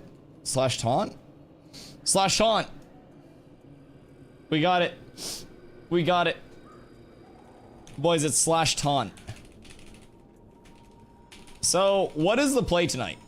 Does anybody want to maybe try to organize a little bit of PvP this evening? I know it would be a little impromptu, but even if we can get a couple groups out, we could do, like, depending on how many clerics we have, AV8s, we could do AV8s, we could do smaller scale stuff, like, depending on how many people show up, I'd be down for whatever. I wanna try to get my boots to the charty. But I started stream late, so I'm gonna stay up a little bit later tonight as well, try to get some hours up. But yeah, I would be more than down if we have people that do want to come over and we can do kind of like pickup teams based on how many people we have. We know you like it. I like those sparkly bananas, Douglas. My God, did you spend 6 hours at the bar again today? Brother, you were fucking lit last night. I have never seen you that just zonked. Like, do you remember our interaction at all last night? Because, brother, I walked out and I see you by the door, holding on to the door, and you go, "Hey, buddy, come on outside." Just like that. And I was like, okay. Okay. And so I go out, and you're like, you're literally like stumbling. Literally stumbling. Why do you call me Ronnie? Jesus Christ. What? Why is your autocorrect going to Ronnie? Who's Ronnie? Anyways. You were fucking bored. And I was like, what you been up to? Knowing entirely that you had been up to drinking and debauchery. And you're like, well, I was down at the bar. And I'm like, oh, cool, cool. And I go, Doug, how long were you at the bar for? Because you had an aura of alcohol. Like, you smelt like an abusive stepfather. And I knew I was at no risk. But I got within like 6 feet of you and I was like, he been thinking.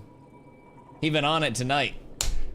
And I go, how long have you been at the bar for? And you go, well, I went down at about 5. And I go, Doug, it's 11:30. And you look at the clock in the kitchen and you go, huh, I guess it is. Literally, like, just looked in, you looked at me, and you're like, huh, I guess it is. And I was like, oh no, poor guy. But you looked like you had a good time. You looked like you were vibing. And you also looked like every stabilizer muscle in your body was dedicated to trying to keep you on your feet. Because you were hitting some like Michael Jackson style leans. It was impressive, genuinely, more than anything else. It was beautiful.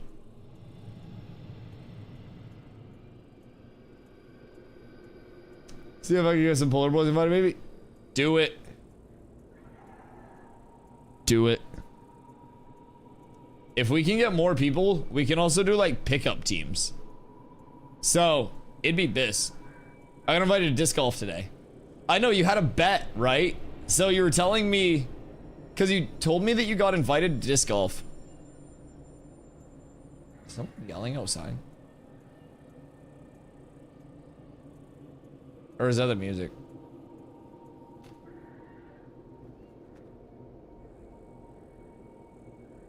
Someone's yelling at someone to move their vehicle outside, I think.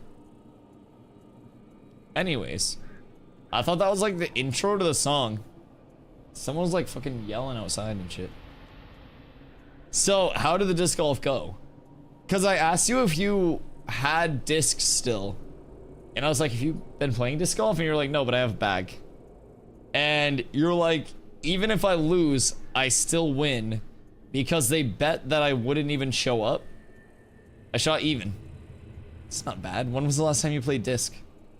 Carla, have you ever played disc golf? Because, I used to play a lot of disc golf. I used to play too much disc golf. Did you have any ticks on you after you played? Because, I'm terrified of having ticks. Bad news. Oh no, did you lose your phone again? Horrible news. It's gonna be like she's out of hot Cheetos or something. When she says bad news, horrible news, she either left her phone at Walmart or she's out of hot Cheetos. No Beijing beef in Portland. Like ever? What do you mean? Scared of not eating red meat? Listen, I'll eat any color meat. Wait.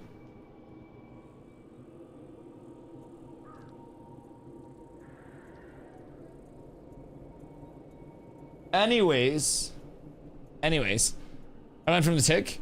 I just, like, ticks are creepy. I don't really like spiders or ticks or, like, weird things like that. Ticks are literal parasites, and I've dealt with enough parasites in my life that didn't take away my ability to enjoy steaks and hamburgers. And, like, they're gross. And that was one of the cool things about Iceland. Iceland doesn't have ticks. And we were able to do whatever we wanted, like wherever. And I could have walked through the fields naked if I wanted to, and there wouldn't have been anything crawling on my body except for, well, probably Christian.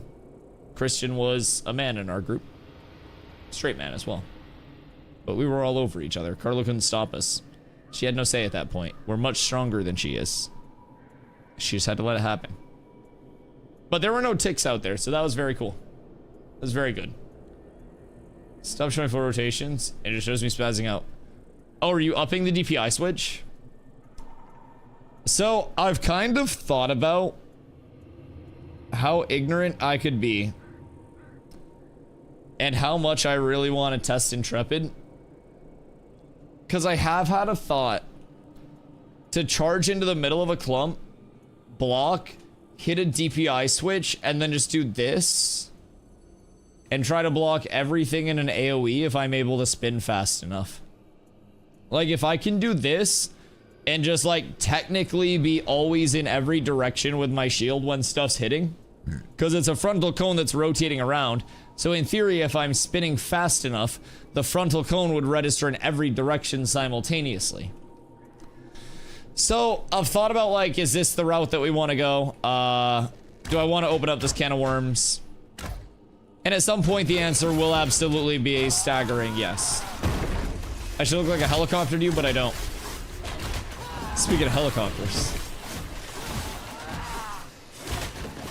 If you need on the boots and give to me, give 50 gold. Wait. Only you had 8 cameras around to see you in all directions. Like, in the stream room or like in game? Wait, an omnidirectional camera setup would be crazy. And then I could put a fan near each of the cameras. And then when I come out of the shower, we air dry using those fans. In-game? Did I ever tell you about the New World ultra-wide monitor tech for Wars? So, we had a bow player, Mini Moose, and he had like an Omega wide monitor. I hate this game. It wasn't even like an ultra wide, it was like an Omega wide. It was wider than your average American. And when he was standing on top of the fort looking out, he could see all 3 of the points on defense. Like, he could literally see multiplicatively more than anybody else could. So I kind of had this thing where I was trying to tell shot callers that they should get that monitor so they could just see everything all at once and they wouldn't have to fucking move it all. Because every shot caller was pretty goddamn bad at the game. I'll be completely honest. A lot of shot callers would have been better off shot calling from Discord. But they wanted to play too, and the unplugged controller wasn't enough. What'd you just call Zombie? Zombie was one of the better mechanical shot callers if it puts into perspective how bad the rest of them were.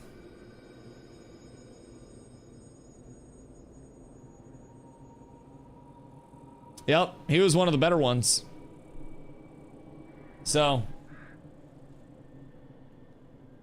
do you guys want to know I was the only caller who didn't have to play Flail. Yeah, one of the better shot callers. And every other shot caller was in jail. They were just in prison. Yup. Yup. Like, Zombie could have played a different build if he wanted to and still got slotted, but he just liked shot calling too much. So, yeah, a lot of the shot callers were... I mean, there were a couple good ones as well. There were a couple good ones. You won New World League on VGIG. I don't want to talk about New World League. That horn respawned. That horn should never have been there in the first place. It shouldn't have. So, New World League Season 1 was essentially a sign up and draft for every player that wanted to sign up for it. And Amazon Games gave a private server to it. And it was so fucking bad with everything that happened that Amazon said they would never work with it again and never gave it a private server again. Anyways, outside of all the drama, it was a draft where multiple teams just took the best players around and made the best teams that they possibly could. So, I was a melee player who had played a little bit of Kill Squad where I basically like chased around healers and stuff way back. And I had switched to Bruiser, which was up in the clump, up in the front line, Great Axe Warhammer, slower, tankier, chunkier, AoE type beat. But as the draft was going on, there was a team that had some people that I'd played with, and they ended up drafting me, not as a Bruiser that I was currently playing, but as a Kill Squad player. And they looked back at my Kill Squad, like my VODs, and they were like, wait a second. Oh, thank you, sir. I appreciate you. They looked back at my VODs and they were like, okay, wait, we can work with this. And so they got me all brought up to speed on Kill Squad shit, like the macro that I was missing, the actual like build shit that I was missing, and they just let me loose and it went very well. It was an extremely fun time. So my team ended up making it to the finals. We were completely undefeated through like the group stages and just rolled everyone. Eventually had a really good match with the team that we ended up in the finals against. These wars were absolute fucking shootouts. Like, it was the best players, 50-person deep rosters. I still have the VODs. They were so fucking good. And my role, I was the Group 10 melee, which means Group 10 was like the wide fight. So you were the flank group out on the edge. And back in that meta, it was 1 melee, 3 ranged, and a healer. So I was essentially solo, kind of like calling out the targets, tempoing the targets, following up where my bows were looking, and trying to set up kills while also peeling for my healer and my bows. And then when we won our wide fight, we would try to like dive in on the enemy road, get into their healers, and just like cause them to scatter and wreak havoc there. So it was all about trying to like win our fight and then push in. So our wars were always insane. In the finals, we had gone back and forth and neither side like won the wars. But essentially, it came down to a last match where in the fort itself, there were like rampart areas where you could build different support items. So there are horns that have a long cooldown. You blow into those, it gives a defensive buff and a frontal cone. And typically when you're attacking, my team was attacking, you want to get all of the horns down, because if that buff goes out, it can be very, very, very detrimental to trying to kill people. They become tanky as shit. So here we are attacking, and we have a huge advantage. We have a lot of pressure in fort, and the point is going up extremely quickly. We're a few percent away from winning. We have all of our melees on point, points ticking up extremely fast, and then a horn blows. There was one horn in the entire fort that did not get killed, and any one of the groups that were in the fort on my team, the attack side, could have killed the horn at any time, and that wouldn't have happened. But that horn gets blown, and the defense, god fucking damn it, why do I keep falling down here? This is Bill Clinton's fault. The defense blows the horn, they all in against us, wipe us off of the point, and we weren't able to get reestablished. We end up losing second place, sad ni hao. The Guangzhou goats could have had it all, but we fucking threw by not killing a horn. And New World Wars came down to so many small things. There were so many wars that were won or lost because of one decision that just went south. There were wars where the defense was completely cooking. They got a little overconfident and overextended.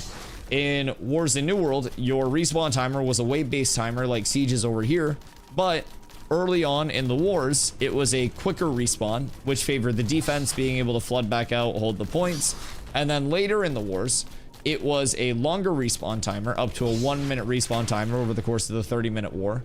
And with that, you had the more punishing respawn times later on. So you'd play around your respawn times. If you ended up getting caught on a long respawn, that could very well be on the defense side, you losing the war entirely because you've got to wait for the respawn to happen. Then at that point, you're already down so many numbers that you lose agency within your fort, your respawn points get contested, and then when your wave hits, your respawns die instantly. So we saw a lot of wars change because of one overextend on the defense. It was really fun. And I hope that sieges and honestly like node wars themselves, node wars are going to be way more informal, way more scrappy. But I do hope that the big like guild versus guild and node versus node events that are accessible do provide some of that excitement for players where there's actually like shit to play for. I know right now rewards are turned off for guild versus guild stuff, node versus node stuff, but hopefully there's a way to incentivize it and just keep people interested in it outside of just like, oh, here's your PvP. So Strag, what else do we need to help you with your jewel crafting stuff? Also, what's my power at right now? I have food up for 5 more minutes, but 2037, and that's what, 800? 851. So I'm probably like 196 2 or something like that. 195 2, right around there. Got journeyman last night. I saw that. So what are we attempting to do now? And is like all of the journeyman shit up to support you crafting level 20 stuff? And we just need to like decon things? Or I need high tier braidwood paper. And I would assume, actually no, braidwood's available now, but braidwood's gonna be so fucking contested that it's gonna be extremely hard to get, huh? I have a ton of the best recipes. Okay. So someone just yelled run. Random people struggling somewhere makes me kind of laugh. It's kind of easy to get braidwood, but it's common. Fair, fair. Braidwood kind of feels like end of P2 braidwood times. Yeah, I need to get an axe so I can at least have that on me. Also, chat, can I get a consensus on the current price of Epic Willow? because I'm gonna try to liquidate so I have some gold. I have 50 epic willow from a cluster that I hit. I'd like to put some of it into my axe. I know we're gonna need a slate weapon mold as well, but I should just be able to buy one of those if I'm not mistaken. So if anyone does have it as well, I can just pay you for your shit. So, has anyone found high rarity braid, or is it just all common everywhere? Node Wars last phase were garbage piles. We Node War instances 75% of the population would log off. Yep. I remember. I remember the never-ending Node Wars of P2. Believe me, I had so many people coming into my chat that were like, Dusty, how can this happen? I'm getting camped. And I go, just run up and drop your citizenship real quick, brother, and enjoy playing the game again. Don't forget to empty your storage. It is kind of sad that so many people are afraid of, like, losing a node war or dying in a node war. I will say. It is a PvX game. And I always tell people, because I've had a lot of people that came in and they were like, Dusty, I'm a PvE player. Would I enjoy this? And I'm like, are you a PvE player who is unwilling to PvP, or are you a PvE player who will PvP if your back's against the wall and it will help? And if somebody says, you know, the latter, where if it comes down to it, they're open to PvP, they just don't want that to be like what they're doing all the time, I'm like, welcome to Ashes, you're gonna have a lot of fun. But people who are like, I want no PvP no matter what I'm doing, I'm like, if you want to run around without a guild tag and without citizenship and, you know, just kind of mind your own business and not talk to anybody, then you'll probably never get PvP. But good luck doing all of that and succeeding in Ashes if you do want to get, like, a lot of content out of the title. It's going to be tough to get a lot if you are going with that true solo dolo route. I get a comment from Decons, it's only one paper per craft.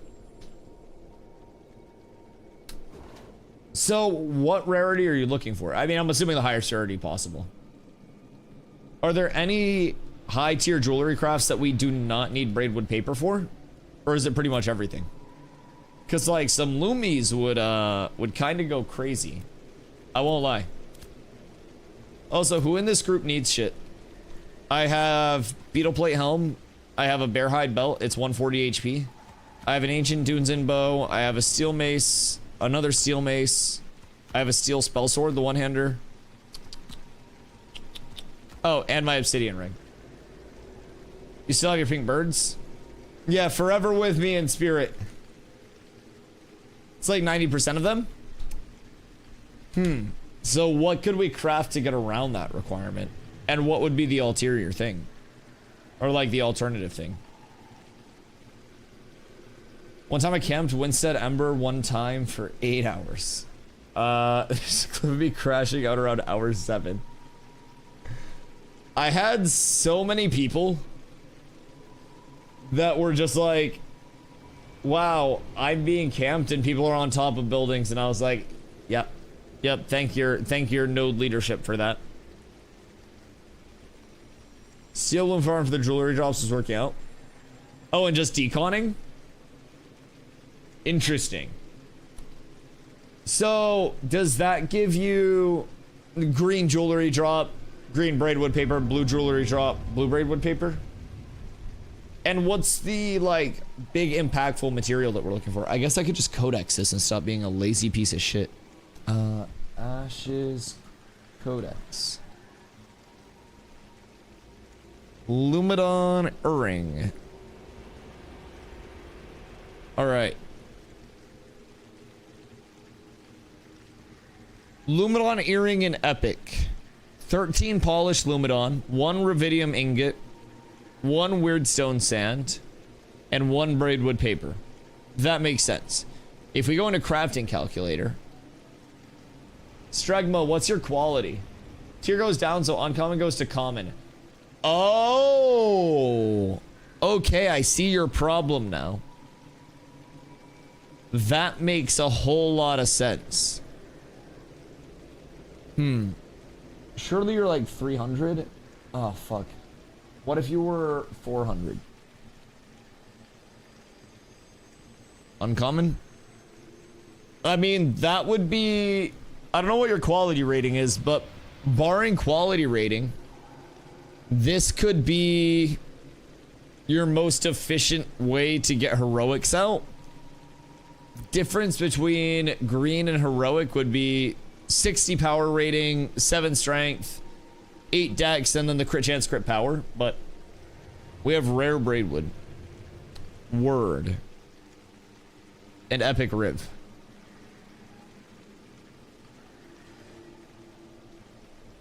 Did I just hear someone stealth? Someone's stealth near us. What you doing? Hello. It's kind of awkward for them. I think they went to grapple out. Hello. Yeah, Adam. So, hold on, let me check Riv, not Riv neck, but Lumadon neck as well. Cause Lumadon necklace in higher rarity is also a fucking slapper. Same recipe. So, what do we have for Lumadon? Do we have heroic or do we have epic? We have epic weirdstone. No, epic riv, epic weird, blue braid. This might be a slapper. That kind of goes crazy. Dusty, give your old belt and bow to strike for me, please. Got you. I forget that you can actually play again. You're so up tremendous. Let's see. Old belt and bow. Do you want the obsidian ring as well? I have the obsidian ring and a beetle plate too. I don't know what your gear looks like, but take whatever you need because I am, I'm just kind of chilling. I have rings? Okay, cool. So, chat, I do still have beetle plate helm. I do still have obsidian ring. If anybody needs them, I'm not charging. Donations are appreciated because I'm broke as fuck. Also, want to sell 50 epic willow. Please, please buy my willow. I'm so fucking broke. You're going over to the PTR soon anyways. Just give me your goddamn money. I just want to buy my last few pieces and be done with it. If I can get my boots, if I can get my brine breeches, we're so set. Chat, who would want to get some PvP-ness reps in a little bit? I'm thinking maybe like 10:30 or 11. We go over, we get a van, we do a couple hours of some PvP. I feel like that could be quite fun. I don't know how many people we're going to have for it, but we also don't even necessarily need to have full 8v8s. If we just get 10 people out there, we can do 5s. We just gotta have multiple clerics.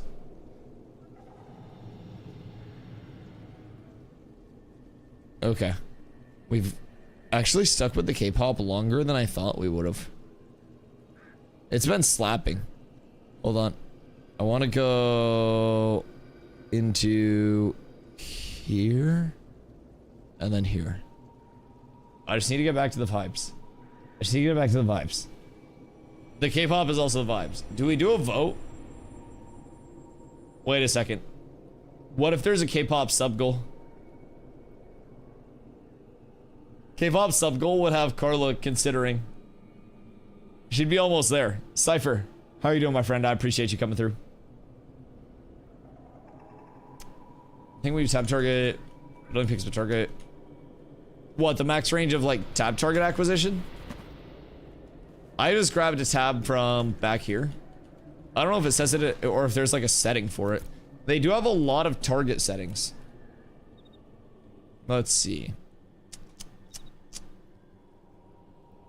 Like they had a lot of tab target preferences and shit that you could set up. My divine flare is 30 meters and only 2 are in range. Let's see. Tab? Where was it? I didn't take it out, did I? Targeting. Ground target ability selection type. By the way, chat, I'd recommend having your ground target ability selection type on SmartCast. It's kind of like a quick cast for anything that is a ground target. So if I want to wall something, I can mouse hover, and then I don't have to confirm the cast. So it saves an entire motion and saves a significant amount of time in terms of placing abilities, as long as you're confident with your crosshair or your cursor being in the right spot. Which isn't a huge deal because you just have to find it and get it there. I think that saving an entire motion is a very, very, very efficient thing. If you have a lot of things that you place, I can also throw my banner a lot quicker. And it can be something like, they need it back there. Throw it behind me. And I don't have to confirm that. So, in my opinion, it just tends to make the actual, like, usage of a lot of those abilities way more fluid. A full level Pearly for mining obsidian or refining. Wait. You got a full, like, character level from mining obsidian? Chicken Sammy giving me some energy. What do you have on the Chicken Sammy? And is it a chicken sandwich or a chicken burger? Because I feel like the last time I called it a chicken burger, chat gave me so much shit that I've kind of been scared to have this discussion again. But I feel like chicken burger is not sacrilege by any means, like some of you make it out to be. I'm willing to just put that out there. I think you are being slightly too critical. Smartcaster template gives you a half second to move your mouse to find the right spot. Yeah, just save the half second. Be better. Chicken burger, are you European? I was just in Iceland for 2 weeks, so like wee. Bro, it doesn't exist. I haven't seen a single pair of boots drop. They're not real. They're not real. They don't fucking exist. They're not real. I hate it here.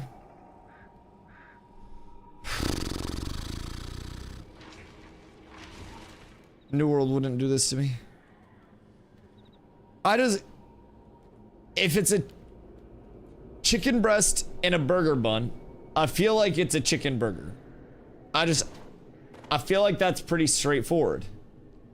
Cheese, pickle, lettuce, mayo, nothing fancy. Do you like spicy shit or no?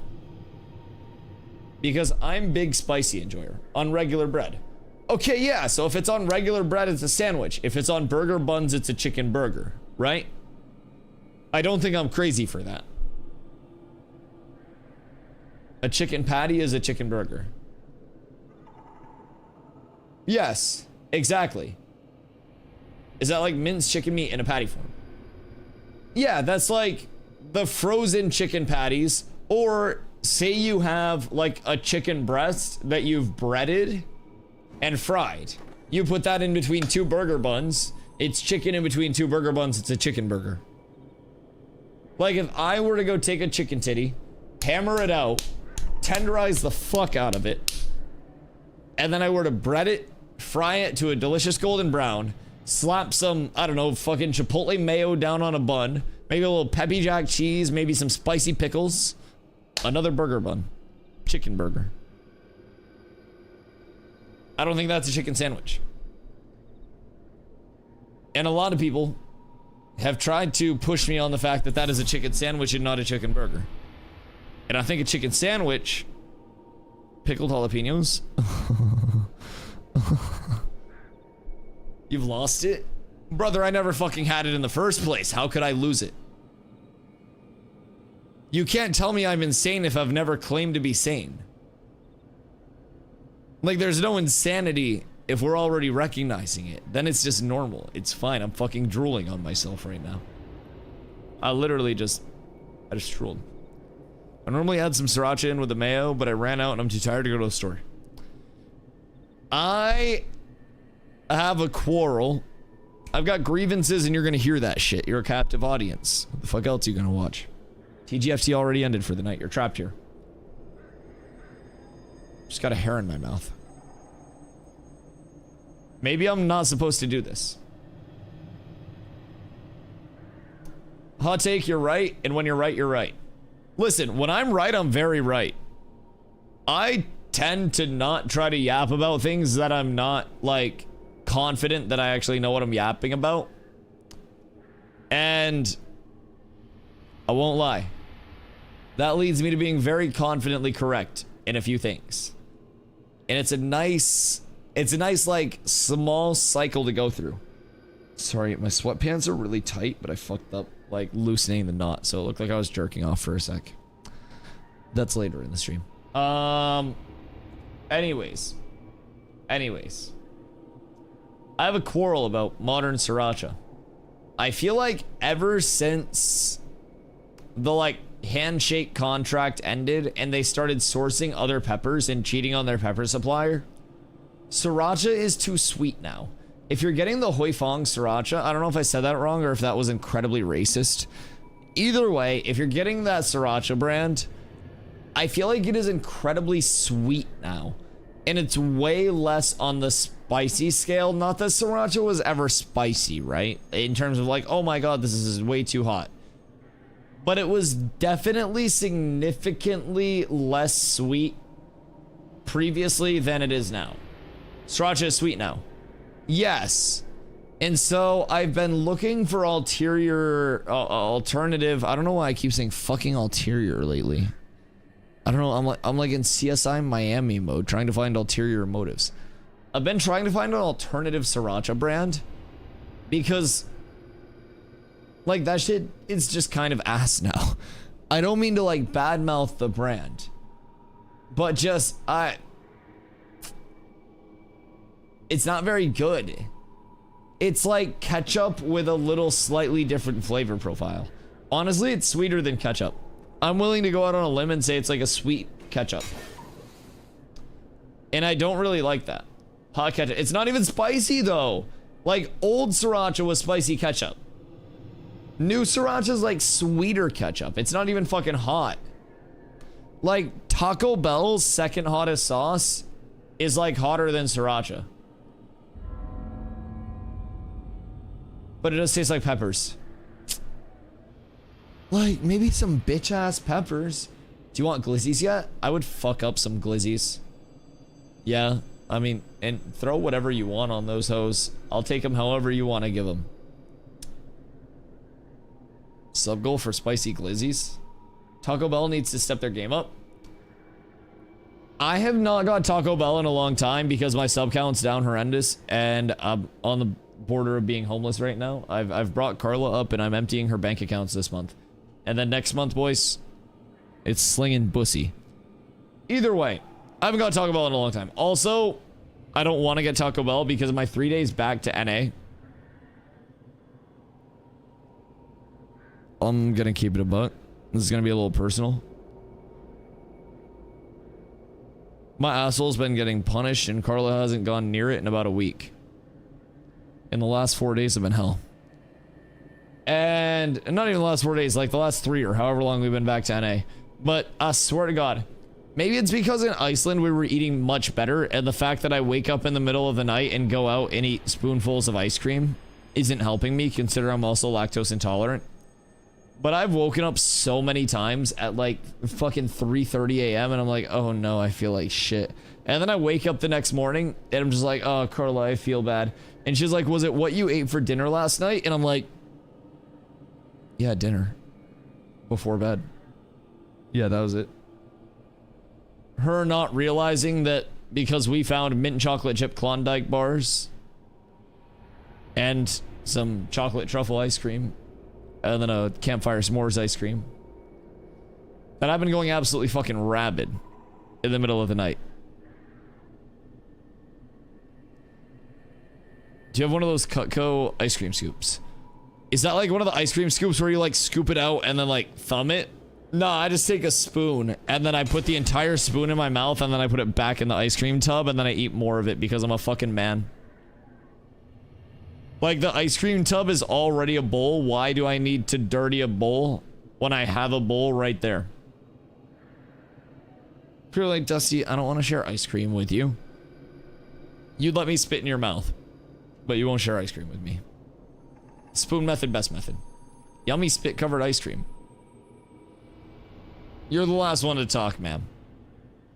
You're the last one to talk. I'm just throwing it out there for your consideration. And it's not spit covered ice cream, because believe me, I am putting some suction around that spoon. There's nothing making it off of that spoon because I am like in a ravenous midnight feast mode.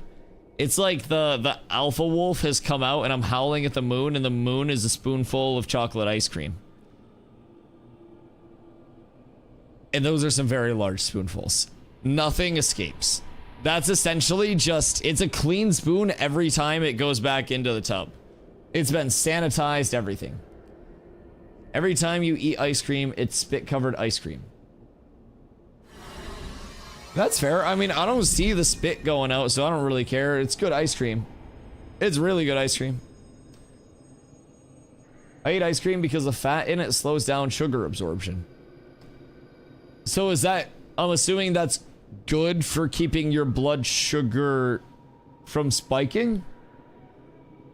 Like, is it kind of like a smoothing the gradient type shit, so it's more controllable?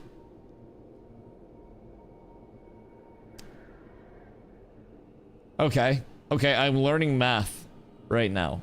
We're good.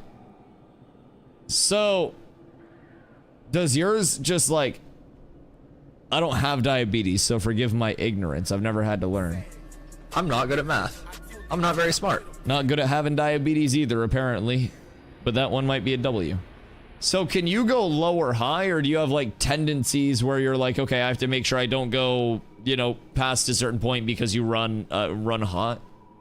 Like, can you just have too much and then spike like crazy and then also have... I'm assuming if you have none, you just fucking die. But I don't know what the different types of diabetes do. My brother, AMC, also has diabetes, but I just make fun of him for his and don't really ask him questions. So I figure I'll use one of you guys for information and it's not going to be him. Either? Oh, so you got to be checking that bitch throughout the day. Okay, that makes sense. Are gummy bears the go-to snack? Just because of like the transportability? I feel like gummy bears are very universally applicable. If you have cargo shorts, you could keep them in the cargo pocket and they'd still be edible. They don't really melt unless you're absurdly hot. You've kind of got a fresh, fruity flavor, so it's not super heavy like a chocolate. It's not going to fuck up your teeth like chocolate, because if chocolate melts and you eat it in a diabetic fit, you're going to look like you just... It's going to be messy. I have a clip on my arm that tells me my blood sugar every 5 minutes. Oh, you went with the pay to win. Okay, true. Do you have to change batteries on it? Unironically? Like, can you unsocket the clip? Yes? Okay. So do you shower with it? Huh. He's always got that thing on him. You should get a clip on the other side that has an emergency pack of gummy bears on it. So it's like if this one starts beeping, like, you're just like, beep, beep, beep, beep, beep. You're like, oh shit, you reach over and it's like, ch-ch, and then you got the gummies ready. I have to change it every 10 days. Okay. Okay, the upkeep. Good thing I'm not diabetic because I would fucking forget. I'd get on like day 12 and there would be no beep and I'd be looking awfully woozy and Chad would be like, Dusty, switch out your Clippington. And I'm like, what clip? And then it's the emergency pack of gummy bears. And then we're good. Just gotta keep that thing on us. Do we have anyone in the desert / Junedark? Oh, what are you looking for out there, Strigma? It's Lonely Island, dick in a box, but with an ice cream bucket. Good God. Being hypoglycemic sometimes mean not having sugar makes me a monster. Hypo is not enough, right? Because hyper would be too much.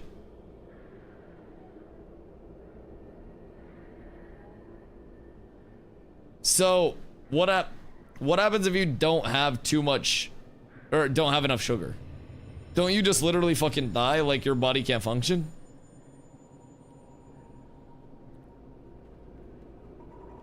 Low blood sugar. So you just have to eat candy like crazy?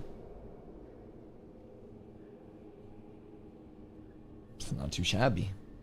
It's not too shabby. So what are your thoughts on the emergency gummy bear bag? As just kind of like a bailout. Chat, I'm losing my fucking mind waiting for these boots. I drink juice? Okay, what's the go-to juice? So would it be better to have like an emergency juice pack? Like would a juice box be enough? Oh my god, wait, am I that farmer's tanned? Wow, how pale do I get? What the fuck? Chat, have you guys noticed this the whole time? What the fuck? Emergency orange? Hoofs. Orange juice prices are through the fucking roof in America. Let me just take you down this. I know this may not be a problem for some people. Concentrate. Juice from concentrate's bad for you. Juice from concentrate's bad for your health. I am pissed because I am a pulp enjoyer. Now, in Iceland, it made me even more mad because they had fresh squeezed orange juice, cheap as a motherfucker. Pulp, everything. It was delicious. It was like $2 for a big ass thing. Now, fast forward to stupid freaking America. And it's like $11 or $12 for a gallon of Tropicana Grove stand that's like the most pulp one. It's fucking insane. I could drink like 3 gallons of gas for the price of 1 gallon of orange juice. And people try saying gas is the resource that we need to worry about. Like, what the fuck are we on? It's just unreasonable. I haven't bought orange juice for so fucking long. And then in Iceland, we went to a store that had just this beautiful looking juice selection. I got the orange juice there, and I was like, Carla, do you want to try a sip? And she was like, I hate orange juice. And I was like, thank fucking God. Best news I've ever got. I didn't have to contest my juice at all. If you don't have enough carbs to turn into glycogen, it'll turn fats and proteins into glycogen too. Oh, this is getting so sciencey. Oh, fuck. I'll have you guys know, my original degree path, I was in a pre-physical therapy program with like a doctorate track, and I hit organic chemistry. And I switched my fucking major. I'm just gonna keep it a buck with you. My original degree track was physical therapy. I hit organic chemistry and I just noped. This is where everything starts making me a little woozy. Like, we start talking about like the large names of things and I'm just like, everything gets a little fuzzy, starts going in and out, gets fucking hot in the room. It's dangerous. All those syllables, all the suffixes. I'm happy I got low blood sugar right. Glycogen is fuel for the body. And the mitochondria is the powerhouse of the cell. So does the glycogen power the mitochondria, which powers the cell? Chat, am I a scientist? Fuck, why'd I switch my major? If I could have got through this, like, years ago, right now I could be Dr. Dusty, physical therapist. God damn it. Oh, shit. Where were you guys when I was in organic chemistry, man? I thought mitochondria were Star Wars. Well, so they powered the cells in Star Wars. Off topic, what the fuck is Weirdstone? What a weird question. I'm so sorry. I'm so fucking sorry. That's my bad. Yeah, that's entirely my bad. It comes from Weirdstone sand. Oh no. It makes Weirdstone fragments, Weirdstone ashlar blocks, or Weirdstone sand. Is that desert? Hold on, let's see. Map.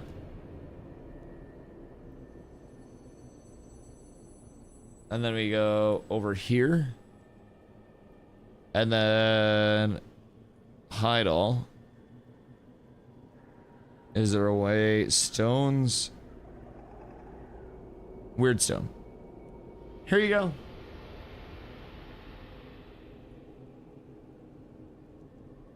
Those are all of your weird stone spawns that are currently in the game. I hope that helps. We can turn on nodes and POIs to help out a little bit, but that's not right.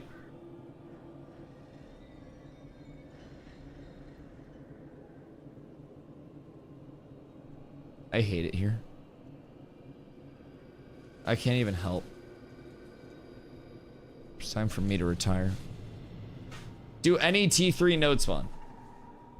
Okay, hold on. Is there a way to select all T3s?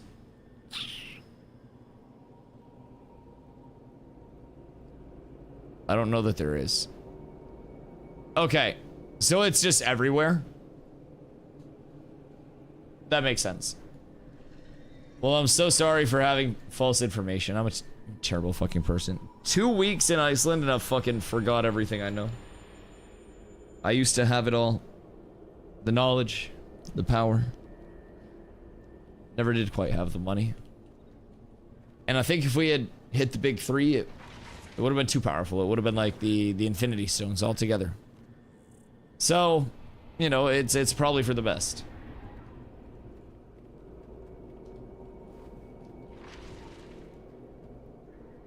Do you see that bamboo? Ain't nothing like that bamboo. Bless up. Hussy, do you have bamboo at your place? Because I know you have like the very zen vibes. I feel like you have bamboo at your place.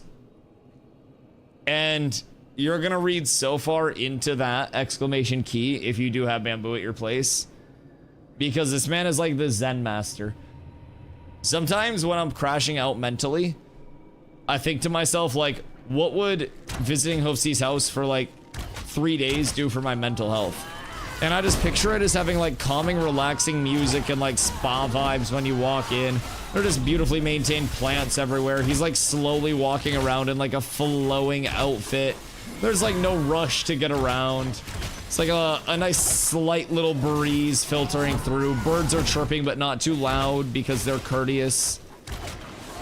Just seems peaceful. A bamboo privacy border sounds like a good idea. Bamboo may change your life.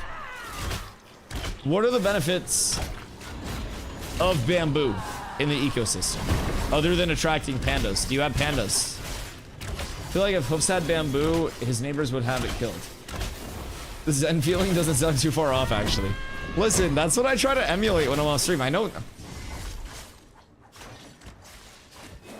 Did I just get pushed off?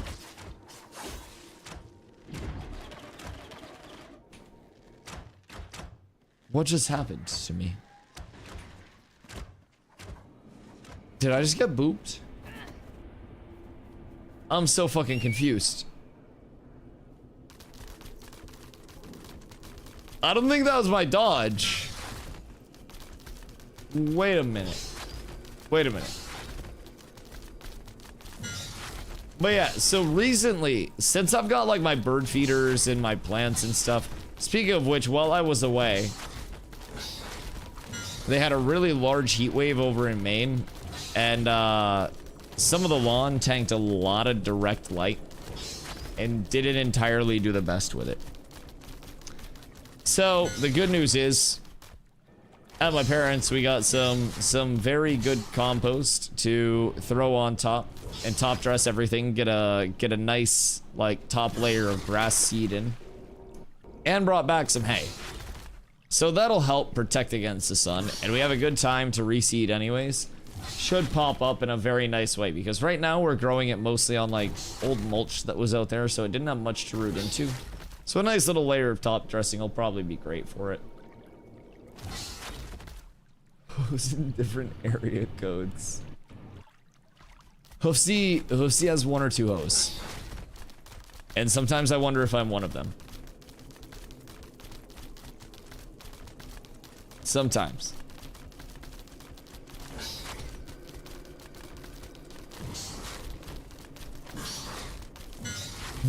Is Leon just Hoofsy on an alt account? Allegations are growing by the day, by the way. What if Leon is just tablet Hoofsy? The accusations are adding up, boys. Hoofsy is also Steven. Yeah. And Steven is also Fupo. Actually, I have a theory that GM John is Fupo. I don't know, though. I don't want to throw falsehoods out. But GM John been quiet lately.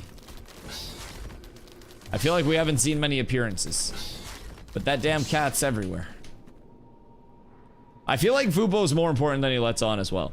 Don't tell Fupo that I said that. But I feel like that cat is plotting. Did we get the kill?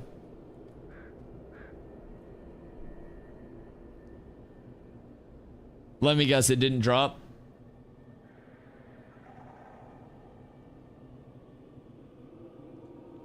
Uh-oh. That's not good. Oh, we got the crafting component? Okay, well that's nice at least. Is the infrastructure up to craft that yet? Or no? Or would we have to wait even more? Timu Hooves. Timu Hooves is crazy. Honestly, you even have kind of like the cute Timu badges. It's like the newer banana with fewer sparkles. The gift badge, but a more incognito gift badge. Wait, what?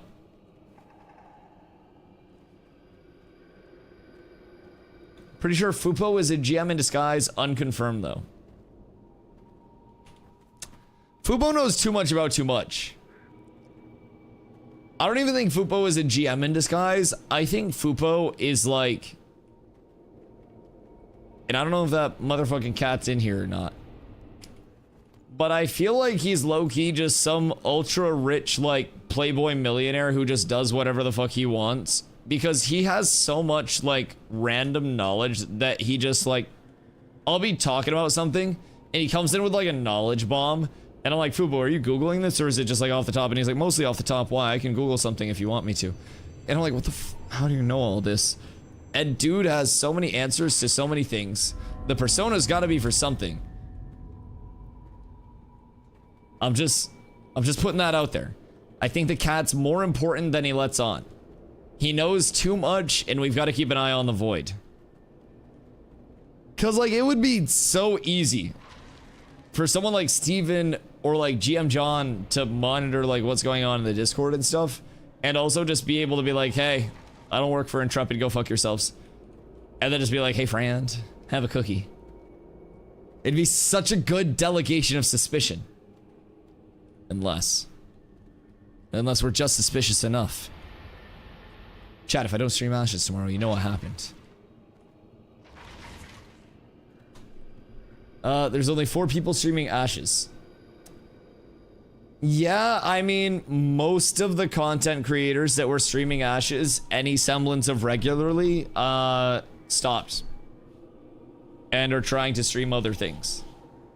So, it has been... Like, when I came back the first day, people were coming in and they're like, Dusty, I'm so happy you're back. The directory was so lonely. And it's kind of scary. Not in a sense of, like, scary for the game or the future of everything. But people that were like, I'm here for Ashes regardless. I'm sticking it out. I want to be an Ashes content creator in the Ashes content creator program. And then just kind of like hit the dip set a week later. I was just kind of like, damn. Because in the 2 weeks that I was gone, there were a lot more people like streaming Ashes than there are now. Before I left, right? People fell off really quickly. Really quickly. It's a good group of people to watch Ashes in general still. Oh yeah, I will always be here for the community. And I'm not worried from like a numbers perspective or anything like that. I talk about this a lot, but like, I have never as a content creator felt more appreciated by a community. And not that it's like an appreciation that I do this for, but appreciated to the fact that it's like, the content is welcomed. People are excited to have content creators over here. The content creators that are here that are welcomed with that level, like the energy bounces off of both people, right? And for me, it's a lot more about the quality of the community, and I say this a lot, than the quantity of the community. I could have made many decisions over the course of streaming that probably would have collectively led to like a higher viewer count, right? But I think the quality of the community that I have far outweighs the quality of what many other content creators do have. And thankfully, I'm in a spot where after prioritizing that for about 8 years now, most of that 8-year like time period was spent streaming to fewer than 5 people. And now that I'm able to support myself off of this, and by support myself, I mean beg all of you for gifted subs, Switch Primes, T1s, T2s, T3s, and bits, it really makes me appreciate even more the level of community that we have. And I say this a lot, but we don't have people that get banned. We don't have people that get timed out unless it's a chat timeout with the monkey bucks. We don't really deal with people coming in and griefing and yapping in a bad way. And it's something that a lot of content creators, my size and much larger, that are full-time content creators, don't get to say very frequently at all. And I know a lot of people that make way more money than I do streaming that are way more stressed out on a day-to-day going live because they know they're going to get griefers, they're going to get people that are coming in yapping, trying to like rage bait them, trying to get reactions out of it. And I really appreciate the kind of like the reciprocation, I guess, that the community gives here. And I've always said, as a content creator that's extremely passionate about what I'm making content for, it's always very nice to come over from New World, where everybody was constantly in a state of doom, gloom, and everything like that. And it was, honestly, for a good reason. And come over here and be able to discuss both the positives and the negatives in a productive way and know that those things are going to get better. The community is excited. I'm excited to be a part of the community. And all of that energy bouncing off is huge for me. Our community is 1-1 limited edition rarest quality. Dude, it's huge. And I think as Ashes continues to grow out too, it's just going to include more people in the communities that want to be a part of the communities. I think that Ashes is already within the core community that's here, facilitating a certain environment that snuffs out a lot of toxicity, a lot of the shit that plagues too many MMOs now, very, very early. And I'm hoping that that's something that's maintained in the long term. So I'm super appreciative to be here already at this early point. And I know that, you know, as a small content creator, it's not like I'm someone that sits at fucking 15,000 average viewers. There are going to be points where my stream goes up, my stream goes down, but I've been streaming full-time now for about 1.5 years. And during that 1.5 year time, I've never felt more confident that the channel will continue to grow long-term. And I'm hoping that that is true. I'm hoping that we're able to keep it going and just kind of like keep people excited about the future of Ashes and hold out as long as we can. But for me, it's really just, I believe in this community. I believe in the dev team behind Ashes. I believe in the future of Ashes. And hopefully the community believes in some of the content creators enough as well to keep them here. And maybe I'm lucky enough to be one of them. So got a good plan of action. Play Valorant, get good, get E-Boy low voice changer, make TikToks, profit, go pro. I don't need a voice changer. What up, Jolly?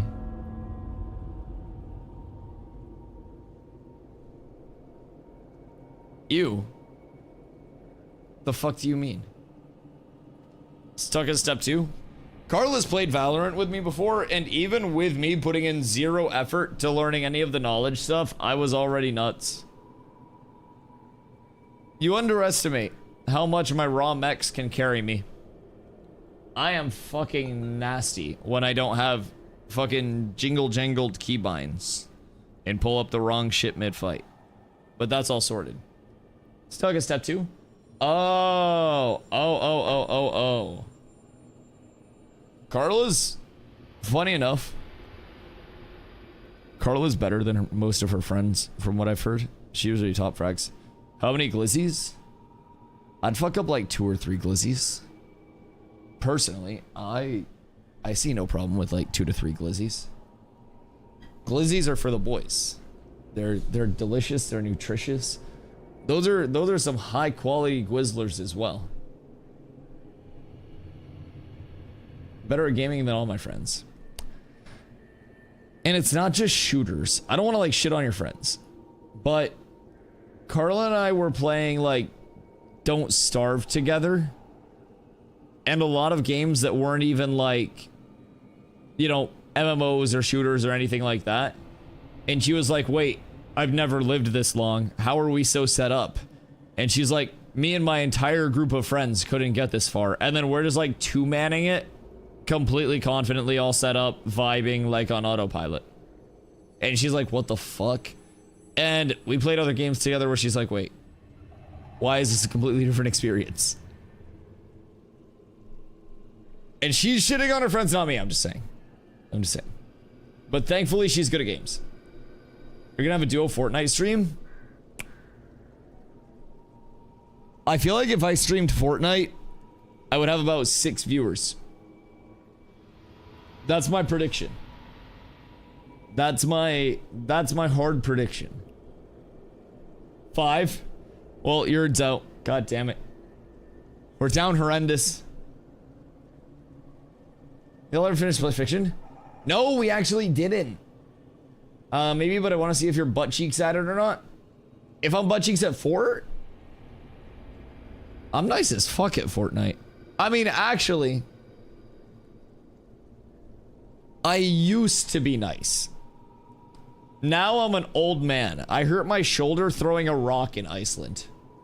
If I went to fucking peace control somebody right now, I'd like have to squint at the monitor. My reaction time would be slow. My arthritis would cramp up my hand as I went to drop the edits for the Mongi Classic. Brother, we'd be cooked.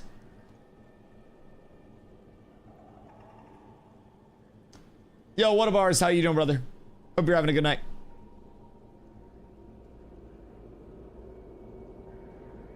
Huh, weird, Carla. Strange how that happens sometimes. Strange. Strange how that happens. Didn't check yourself? Okay, hold on. The story of throwing rocks. I was challenged to a rock throwing competition by an Icelandic native. And I was like, sure, go grab a couple rocks. Make sure they're the same size. And they didn't bring back a rock like fucking this size. They brought back a rock the size of my fucking palm. This shit was probably like 5 pounds. And I went to throw it because I wasn't gonna lose the competition. Like, I wasn't gonna fucking lose. So I won the competition. This was on stream too, by the way, while I was in Iceland. It was the Ísafjordur day. I throw the rock. Actually, no, it's not in the VODs. That VOD got deleted. There's no proof of my injury. But I throw the rock, and I win the competition by a mile. But right here in my shoulder, like superficially towards the outside, just starts burning. And I put my arms up like this because I couldn't think of what else to do, and it fucking hurt. So I was sitting like this for like a minute on stream, just like deep breathing, trying to not like freak out. And eventually I go to put my arm down, and my left arm, which was fine, kind of like I slowly lowered it. My right arm, I went to slowly lower it, and this part just didn't do anything, and it just goes boom and just drops. So I heal a couple days. I'm chilling. I'm taking it easy. Even doing that just hurt a little bit, by the way. I'm taking it easy. I'm vibing. And then we get to some really cool rock skipping areas. And I fuck with skipping rocks. I grew up near a lot of rivers. Grew up in Maine. I still live in Maine. Skipping rocks is fucking dope. And, yeah, I was feeling pretty confident. And I had hit a few mean skips. I was showing off. One of the skips went like fucking 40 feet and then around a corner into like a little cove area. And Carla was like, wait, that was sick. And she gassed me up. And so I kept skipping. And Carla was like, Dusty, that's probably enough skips. And I said, I got one more in me. And I went to skip one more. And I felt that same pain. And I was like, fuck me. So I let it heal for a couple of days. And then we're driving through the Highlands. And we find an area where it's like a pull up, you drive up, and then it drops down into this massive ravine with a huge lake. And it's like probably a couple 100 yards like of ravine this way, and it's like a similar distance, like very deep drop down. And people were trying to like throw rocks down there. And I said word for word, you guys look like you need an athlete to handle this. My arm was feeling good. I was feeling great. I pick up an appropriately sized rock and I give it my all. I threw the furthest. It did not make it to the lake, and I fucked up my arm again. And Carla instantly saw me wince when I threw it, and she literally just looked disappointed at this point. She wasn't even like empathetic. She was literally like, okay, let's just go fucking take pictures and leave. I'm like, okay. So I've been on the mend. I was actually invited to skip rocks one more time during the Iceland trip, and Carla had to like talk me off of the bridge. I was about to pick up rocks and start skipping, and I like looked over and she was fucking staring at me, and I'm like, okay, no, I'm not allowed to right now, I'm so sorry. And I'm pretty sure they thought I was like making some bullshit up. But I genuinely, I wasn't allowed to skip rocks at that point. It was rough. I'm thankful though. Yeah, that was the Carla oopsie day. Yes, indeed. She may or may not have got doxxed and then got lost walking around the town and then picked up by the police. You be-hopped off a swing set. I did be-hop off a swing set, yes. That was a different day. But I did be-hop off a swing set multiple times. I saw a fox, so that was cool. I thought the fox was a skinwalker that was gonna consume my soul. So that was a little scary, but then we realized it was just a fox. And, you know, it was cool. I'm not even kidding, that might have been the most scared that I was, though, during the trip. That shit made a terrifying fucking noise. I had no idea what it was. And it just started, like, zigzagging bush to bush. And I was like, Chad, am I fucking cooked right now? Am I full dead? Thankfully not full dead. At least that I know of. So, bless up. That Iceland fox was your ayahuasca spirit animal. Yo, honestly, the B-hops were legit though. The B-hop deck was crazy, wasn't it? And I landed in such an athletic position. There was very little stress on my knees. There was no inward flexion. Like, it was a very healthy land, yes. I posted Highlands pics. Okay, hold on, I'll pull them up.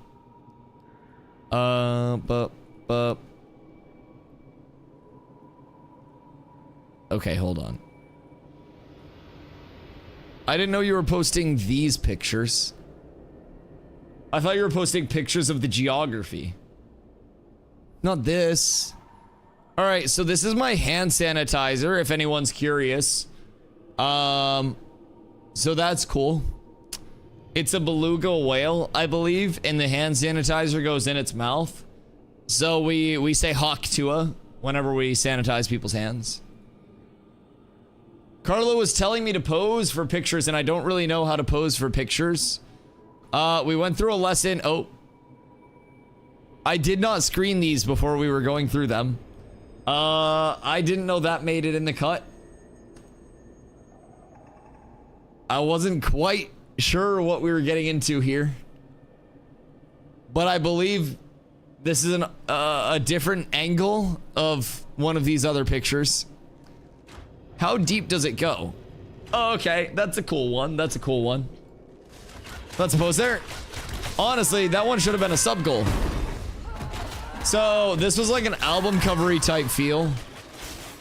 This one, Carla told me to serve like a waiter, and I did use my food service background to the best of my ability to indeed serve. And then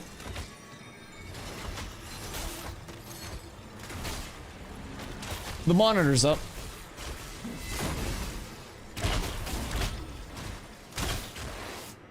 So the respawn hit, boys. Do we get the boots this time? Chat.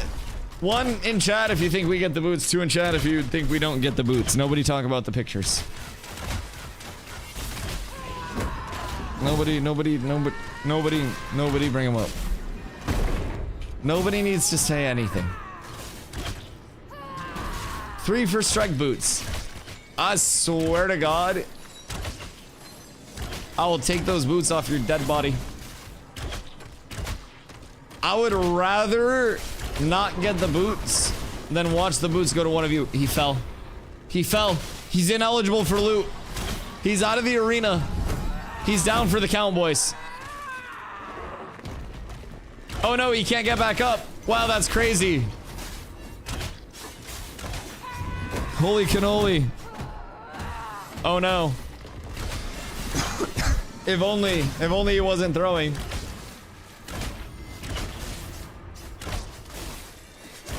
Holy shit. What a wild development. He's gonna roll a fucking 100, I know it. If he rolls 100, I'm going back to fucking Dota 2. I'm not even playing MMOs anymore. I swear to God. I will download Dota right now. Oh, he got back up. I'm so fucked.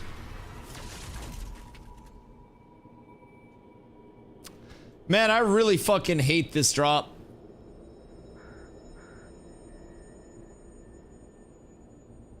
Like, do they even exist? Chat, who wants to buy 50 epic Weeping Willow for 100 gold? I want it out of my inventory and then I want to go buy a pair of boots of the Tardy for like 70 gold.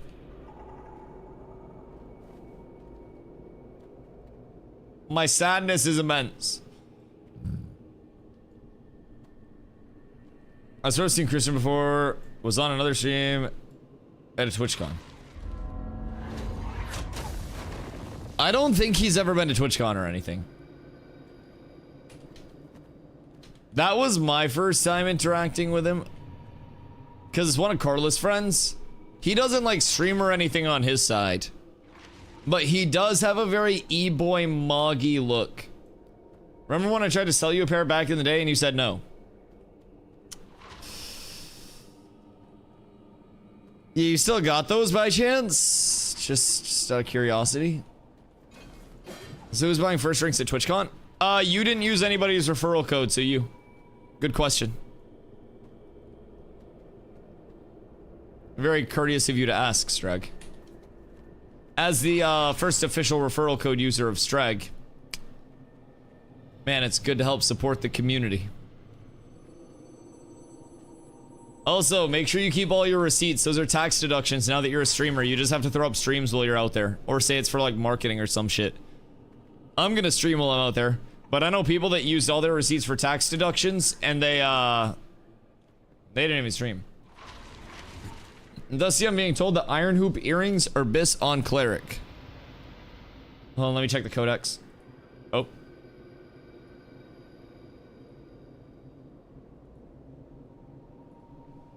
Iron Hoop earring. Max mana, max health. For the purpose of the max HP? Or for the purpose, I don't really know like what the max mana scaling would do for a cleric if you guys like run out of mana a lot. I mean, maybe it would be like to stop the War of Atrophy. Or War of Attrition, I guess. And give you a little bit more of that base mana pool. Could be good. Let's see what else there are. Or what else there is. Let's see. If we go max mana sort. Max mana sort. Thank you. Iron Hoop is going to be your highest max mana. And not your highest max health. So I guess it depends on how much you actually need the mana. Because if you do just want to go like max health and tankiness, you may get a lot of effectiveness. I don't think this drops. Does it? I don't know if I've seen this before.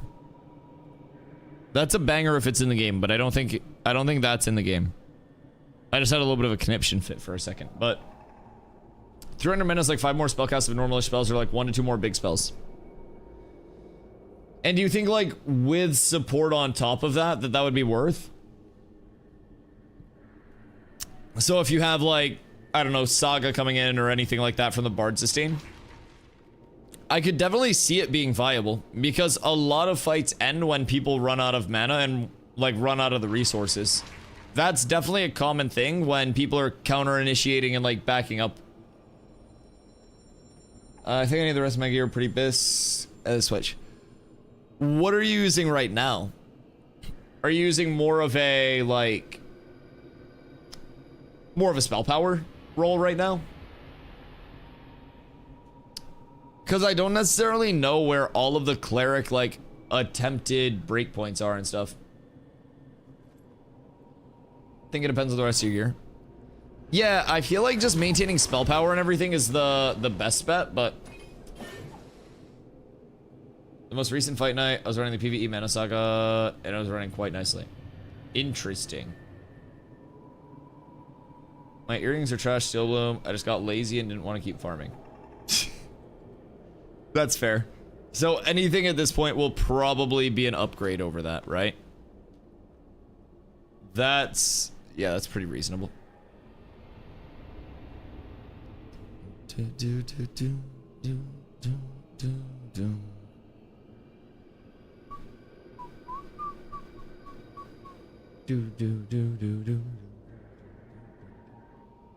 With one cleric, so if you're running out of mana, we're fucked. Yeah, that's true. I think most clerics do slag or iron. Oh, like slag or iron hoop? Okay. That's valid. Clerics run out of mana almost instantly though, so getting more mana would be the play. Yeah, and definitely in a sustain heavy meta too. I feel like if you can keep your clerics up, you can keep your DPS up, and if you can keep your DPS up, then you're vibing. And if you're not doing either of those things, then you're probably losing the fights. If I had to guess.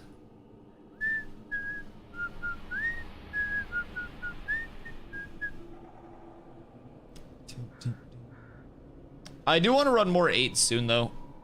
Like we need many more reps. And I can't wait until we're not just sitting here yapping and farming one static. Like I can't wait. I do hope in the future they're able to get named mob and target farming. Oh god. A little bit more enjoyable now. I do know target farming for drops as a completed drop is never going to be a high drop rate thing. But even like the delay on crafting, even the low rarity versions of things, it's a little rough. It's a little rough. Gotta do gambling to make it interesting. That is true. That is true. We could be gambling. We absolutely could. I'm in shock that I haven't got them yet. It's rough. Oh my god. And I've also been so jet lagged the past couple of days. I'm not even gonna fucking lie. I did not get hit by jet lag at all the first day that I was back. I did a 10-hour stream like it was nothing. And then yesterday and today, I've been so fucking tired. I went up to see my parents today as well. So that was a bit of driving. Tomorrow, Carla and I are going to see the F1 movie. So hopefully tomorrow we get good sleep, good day out. And then tomorrow will probably be a very like, hopefully late into the night stream. Because I want to try to get some PvP reps in. What dis? Oh, word, the crafting. I just don't think we can, like, actually make it yet, can we? Are the buildings up to even craft this? And where would we go for that? Because now that would be another goal. Hold on. And I feel like I have more of these in the bank as well. Let's see. Raptor leather. Oh, that's going to be terrible to get, huh? That doesn't seem like it's going to be very fun. Probably never come into play because Journeyman Tanning is not up yet. That makes sense. And I'm assuming that there's no decon we can hit to get raptor leather at the current point in time. Yeah, that's a big yikes from me. I won't lie. That's gonna be a bit tough. May not be valid. Potentially. Okay. Okay, so maybe there's a way for us to get raptor leather, but probably not. Wonderful. So yeah, I would just say our best bet is going to be static farming this forever. But it's just so cooked. Like, just in terms of my mental, dude, I would need to have a second character farming elsewhere during the respawn times. Oh my god, to stay entertained. Excuse me. But I honestly think tonight may be a good catch-up night on, like, sleep and hanging out as well. Carl and I also wanted to start Squid Game Season 3. Did you guys, anybody in chat, start Squid Game yet? We were gonna watch a Boys Critical video about it, but he said there were spoilers in it, so we decided to not fuck around with that. Just finished episode 3. Is it worth a watch or is it not worth a watch? So far, at least. I'm hoping that it's at least enticing throughout. Because I was very hooked, and Carla and I can binge stuff extremely, extremely easily. I don't really like season 2 to begin with, but I'm invested. Okay. Okay. Maybe we check that out tonight. Did we watch K-pop Demon Hunters on the plane? I don't think we watched K-pop Demon Hunters, did we? I don't even remember if we finished it. I know we were watching Puss in Boots, and that shit was a fucking slapper. We need something to watch, man. I haven't felt that tickle in my taint since Solo Leveling. Because I don't really watch a ton of series or movies. I just kind of like vibe and stream all the time. So I don't really consume a ton of that side of things. I especially hadn't watched a lot of anime because anytime I asked my friends, they were just like, dude, you gotta watch One Piece. It's only 17,000 episodes. You'll fucking love it in 7 years when you finish it.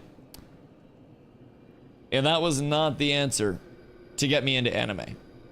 So then Solo Leveling hit, and chat finally convinced me to watch Solo Leveling. And I got so ungodly hooked, and then there was no more Solo Leveling to watch. Chat recommended other animes, but it was like going from driving a fucking Lambo to going back to my Honda Civic. Nothing really just kind of like scratched that itch. It's Sunday. Wait, what comes out on Sunday for you? Yeah, happy to help. Very happy to help. Sunday's also like a tired day. I don't know why. I'm always tired on Sundays. One Piece episode? Oh god, don't fall behind. Holy shit. One Piece Sunday morning. How many episodes are there now? Like 1,296? Where are you guys at?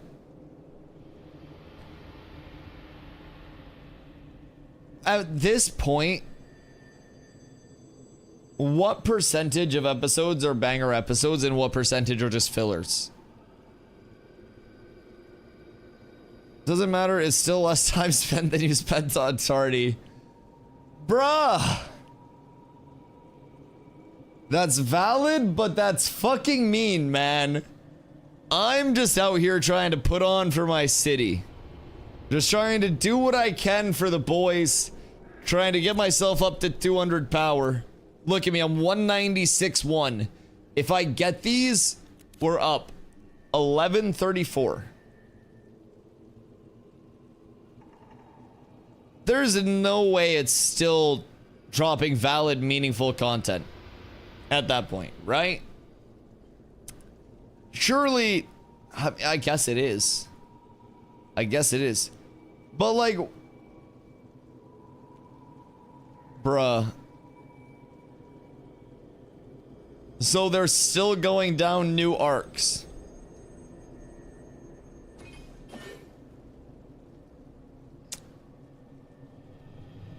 We're in the end saga now, the last few arcs before it is over. So what happens when it's over? Are they going to stop making episodes, or are they going to expand on things until it sucks? The manga right now is fucking fire. Is the manga ahead of the show curve? Like, is the show following the manga? So you kind of like know what's going on next? It's ahead by 8 months. Jesus Christ. They're making it a bridge for new... Right. But even One Piece is still, what, like 400 fucking episodes? The anime is the animation of the manga. We're on a different island in the manga. Okay. Okay. And you guys are all caught up on every episode. Did you start watching, like, early on in One Piece? Or did you watch, like, fucking 30 episodes a day to catch up?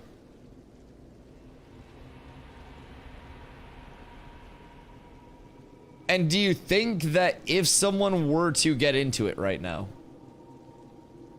Might be 4 behind, so I can binge it since I'm up to date on the manga.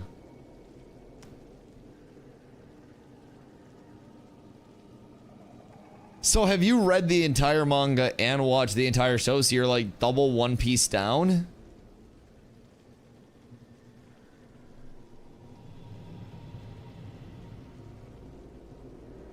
I binge it from 1 to like around 1,000.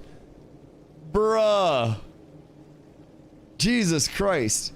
Like a binge is in like an 8-hour-a-day watch? Like a throw it on in the background during the workday and call that good? Fuck me. Fuck me. This back in like 2012-ish? Okay. Before you were making Ashes of Creation. Understood. Reading and watching is 2 different experiences. Do you think that reading and knowing what's going to happen ahead of time diminishes the experience of watching it for the first time, though? Started last year sometime and binged all the way to live. Jesus fuck. Jesus fuck. It doesn't. Interesting. Interesting. Does it just make you more excited for what's coming up? And does that mean like being 8 months ahead, even if the manga ended right now, there would still be 8 months of like animation? It can, except for the fights. How are the fights in One Piece? Like comparatively to solo leveling. Where's Carla to weigh in on this? She's probably making glizzies right now, as she should be.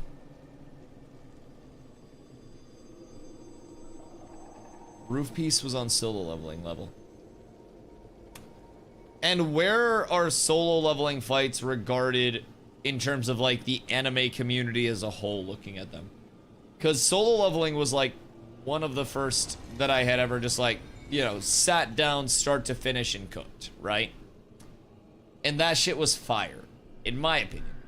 But I don't have a massive repertoire of things to compare it to. So I guess it's kind of like you don't know what you don't know. And while solo leveling fights were great, I'm like, eh. Solo leveling fights, I think, don't even let a candle to the current One Piece fights. Okay. Okay. Some of the best animators in Japan are working on One Piece. Interesting. So even though like when it started out, right? When it started out, was it like ahead of the curve? And then they just kind of like kept pushing it?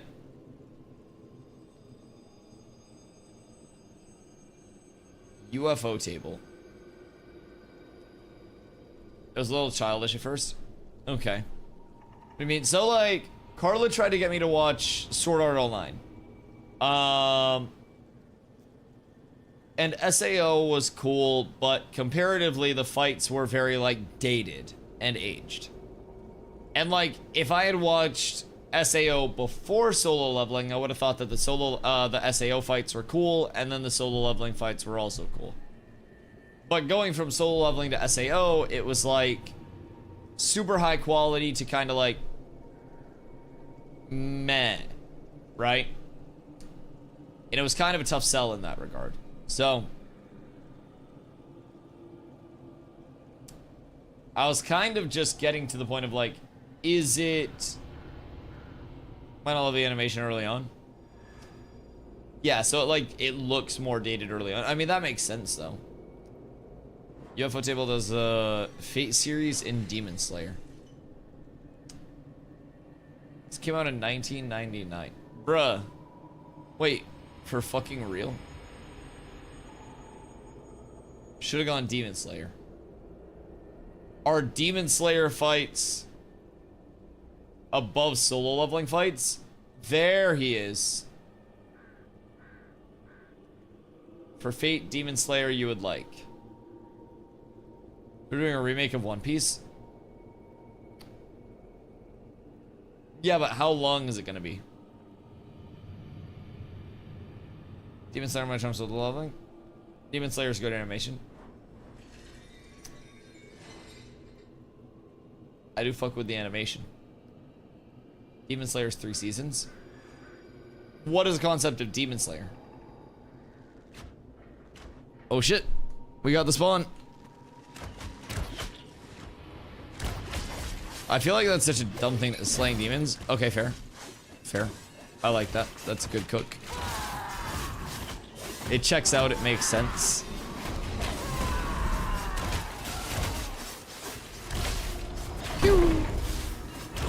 Bruh.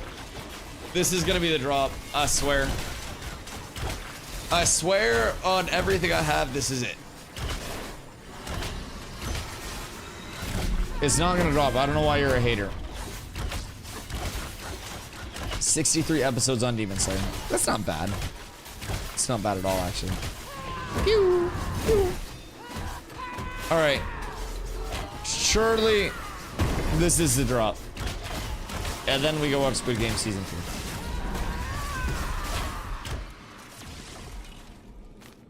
Oh, shit! Oh! Oh, they exist! Oh, they exist! Oh, please don't roll a 2. Please don't roll a 2. Oh, I rolled 100! Woo! Oh my god, we did it! Holy shit, boys. The big Hunsky coming out. We did not roll a 2.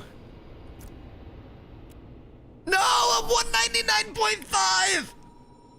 Oh, oh, it hurts. Oh, it hurts. Oh, it hurts so much. Oh, it's so close. Just eat some food? I wanted to do it without food. I was already above 200 with food. God damn it. God damn it. Now you watch Squid Game Peace? Listen, listen. But what about the other side of it? What about the other side of it? Instead of going to watch Squid Game now, what if we go farm something that other people need? Like we go up to the Trops and do brine breaches. Who needs brine breaches in this group?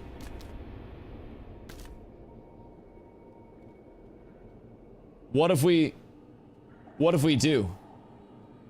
I need these. You need boots to the tardy? Or do you need brine breaches?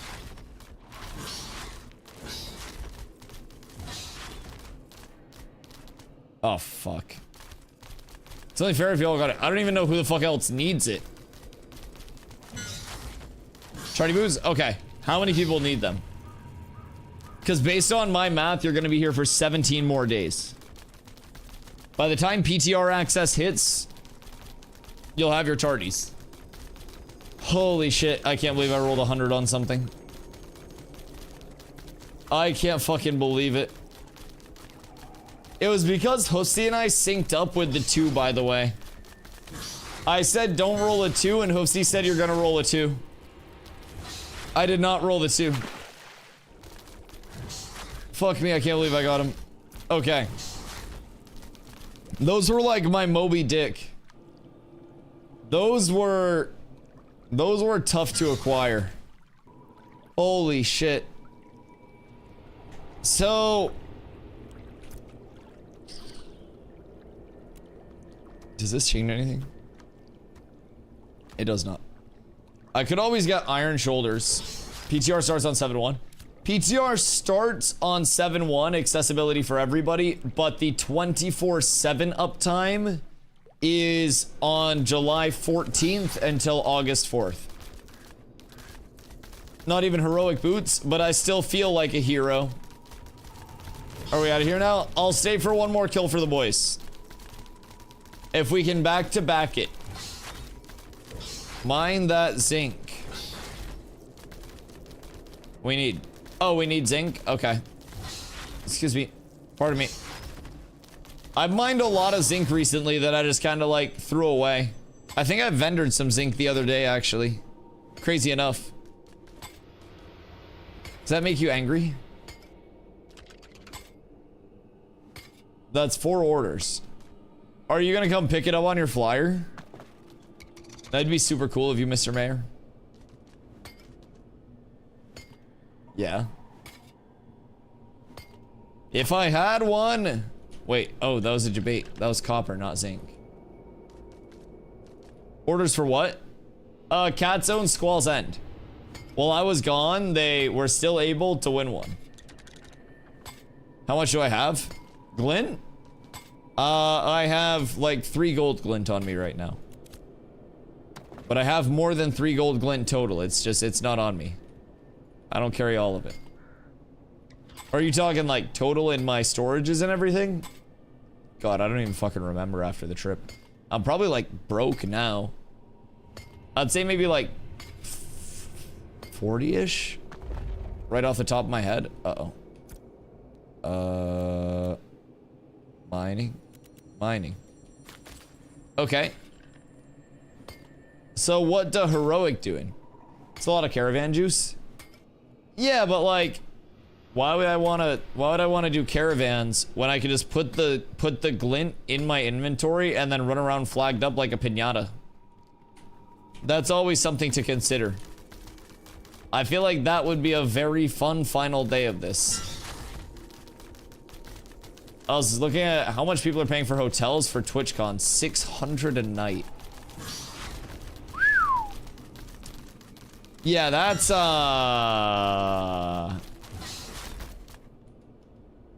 it's a little fucking expensive, dog. That is quite pricey. And there are multiple hotels too, but some people are at 2K plus.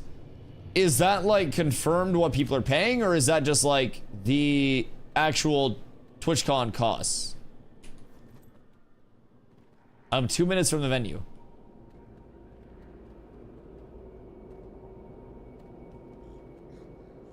God damn. Wait, so are you in a hotel right next to the venue? Because I will say, my piece of feedback, not that like you're in a bad spot by any means, a lot of the most fun stuff at TwitchCon wasn't at the actual TwitchCon venue itself. We will probably spend, like, not that this has any impact on you, but last year and this year, like, we'll probably end up spending the same amount of time at the event, which was like a couple hours each day. And then outside of that, a lot of the events that are like brand events and like fun shit to do and community meetups, those are outside of the actual like TwitchCon venue and more throughout like the Gaslamp district. So our Airbnb last year was the old city hall in the Gaslamp district, and it was fucking insane. We were like probably a 15-minute walk from the venue itself, but there was so much shit that was going on directly around us that the rest of the day when we weren't at like the direct venue, there was just everything around us. Like 20-minute walk past that this year. Yeah, that's fine with me. I like walking, especially through the city. Blotto, what up, brother? We just got incredibly lucky on a pull, dropped a hundo roll on the boots of the tardy. So we're sitting at 199.5 fizz power right now. We've gone up another like 7-ish between boots of the tardy and Dunmore Helm recently. So I'm super excited for that, man. Super excited for that. Oh wait, Strag, you need an invite? / invite, or not Strag, fucking Leon. Leon, what's your in-game? Is it just Leon Hayes? Or is it like the Eclipseon? Oh god. Oh god, he's in second. Shoot me a DM. I'm debating renting a bicycle. Bro, don't rent a fucking bicycle, you nerd. Just walk with us. Your fizz power is 11 more than mine? Oh, dude, I'm juiced. Yes. I'm 7100 HP without my brine breaches. I am juiced with my mitigation. Oh, it's the full Govy. Okay. / invite Eclipseon. Oh my god, I can't type. You think Carla's walking 2 miles? Yeah, absolutely. Yeah, Carla likes walking. She just needs to like have shoes to actually walk in. That's the challenge there. Carla likes walking though. She'll absolutely walk 2 miles. And the thing about it is last year, if you really think about it, there were so many stops along the way that we were making each time we went to and from the venue, between stopping at Breakfast Republic, between like going to this event on the way, that event on the way, seeing like a Logitech party here or whatever it may be. I feel like we stopped very frequently to check stuff out in between point A and point B. So I don't really think it'll be like a direct 2-mile walk, so to say. Oh, Winstead Cloak and Shoulders? Yeah, Shoulders I can also go up to Iron Shoulders, and that would get me a couple more fizz power. So I could be sitting around like 202 with Iron Pauldrons instead of the Ashen Haunts. And then I'd get like another 100 or so HP, be around 7250 if I got Brine Breaches instead of Rosarium Guards. And then I'd be done. I would just be looking at higher rarity for everything. So, feeling really good about the gear set though. It's pretty fucking juiced. And I just got Dunmore Helm, I got Lungs of the Abyss, I got Tardy, I got my Hawk Bow very recently. I know fizz power on my shoulders. I have Rosarium shoulders. I now need irons. Yeah, the fizz power on the shoulders is a really nice play. Rosariums, are those like max HP or something? Or are they just kind of like filler because you didn't have anything else? Yeah, Ashen Haunt solid. I think... Is it Griffin shoulders that are also good? I think Griffin shoulders may also be a solid play. And then Iron Pauldron's obviously going to be the best ones. I think those are right around like 850, 900, somewhere in there for the fizz power rating on them. So those will be a solid option if you can get your hands on them, but I've been wearing these since like week 1 of the server in terms of the Ashen Haunts, and they've done very well for me. A lot of people were freaking out about these early on and paying an insane amount of gold too. But I also remember when BIS was selling for like 25 gold and I was like, guys, that's inflated as fuck. Don't spend your money. And then lo and behold, the worst, they have 143 con and 101 X. Oh, that's not the worst. Yeah, for filler gear, as long as you have slots, then you're good to go. I am at this point, for all means and measures, BIS'd out. Rosarium Guard bracers could be replaced for like hardened chitin armor when those come out. But like, really, I'm extremely content with every part of this character's gearing. I just need my brine breaches, but even with needing those, I still have Rosarium Guard legs, which are just baby brines. Those ain't coming out anytime soon. Nope. And I think Rosarium Guard bracers are the highest fizz power other than those. Unless I'm tripping. Armor. Then we go wrists, all wrists. And then we go fizz power rating. Oh, you have Grizzlers as well. But Grizzler is a myth. Hardened chitin armor at 913 to 921. Grizzler hide sleeves at 798 to 812. And then Rosarium guards at 731 to 738. So, a couple of options, but...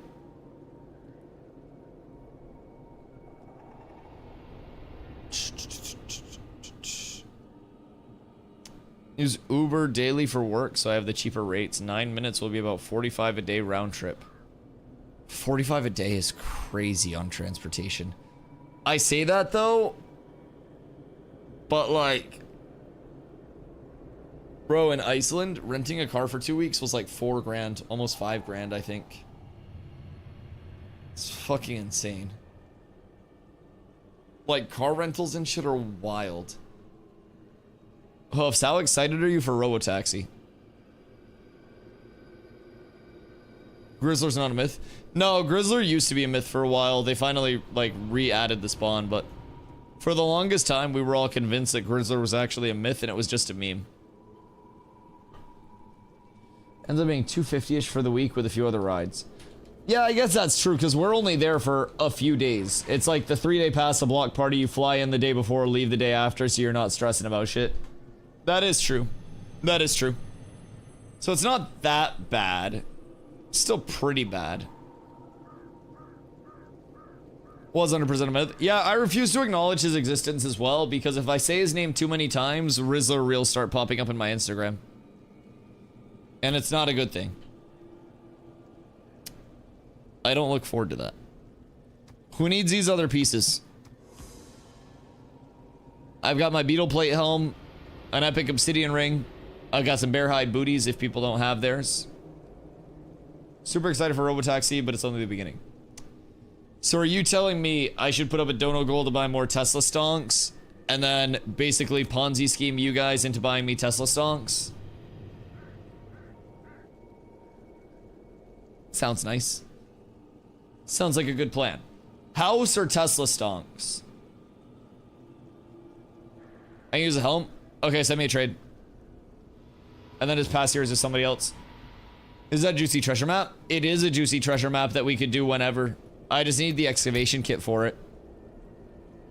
And then I'd be very happy for it. Like, that's calling our name.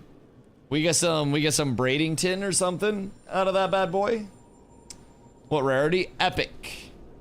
You get me a Poiple kit and I'll run a Poiple map tomorrow. I'll do it for you guys. Our selfless, fearless leader. Now's a good time to look at it. It makes sense for you. Not financial advice.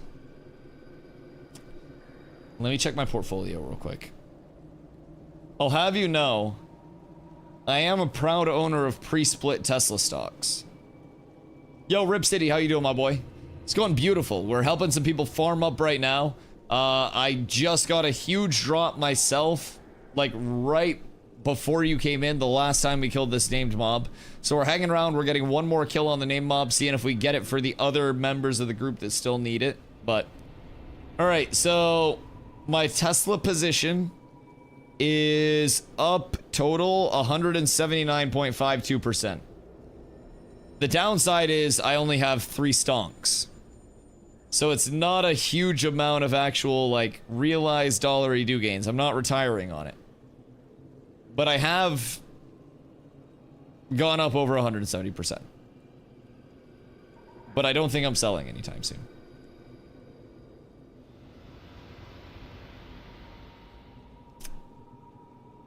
Now, if everything else was up that much, I'd be very happy. You need 6 kits. Wait, what do you mean you need 6 kits? There aren't like 6 chests in an epic kit. Or in an epic map. The circles are just meant to like make it more treasure hunty, aren't they? I believe it's still just 1 epic kit to 1 epic map.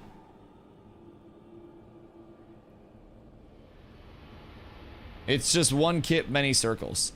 Yeah, I don't think there are multiple chests because keep in mind I've run like blue maps and shit like that and it's only one chest. Yeah, so the circles are just meant to be like the possible search areas. And then the easiest way to find your high rarity treasure chest is to go to the overlap of all of those circles. What degree would you turn if someone said make a sharp left or right? Sharp?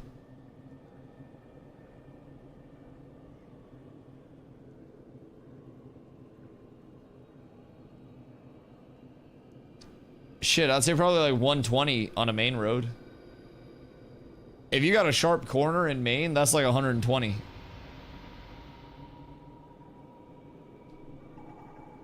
But what about open ocean? Also important. Like if I was in the open ocean and someone made a sharp, someone said make a sharp left or right.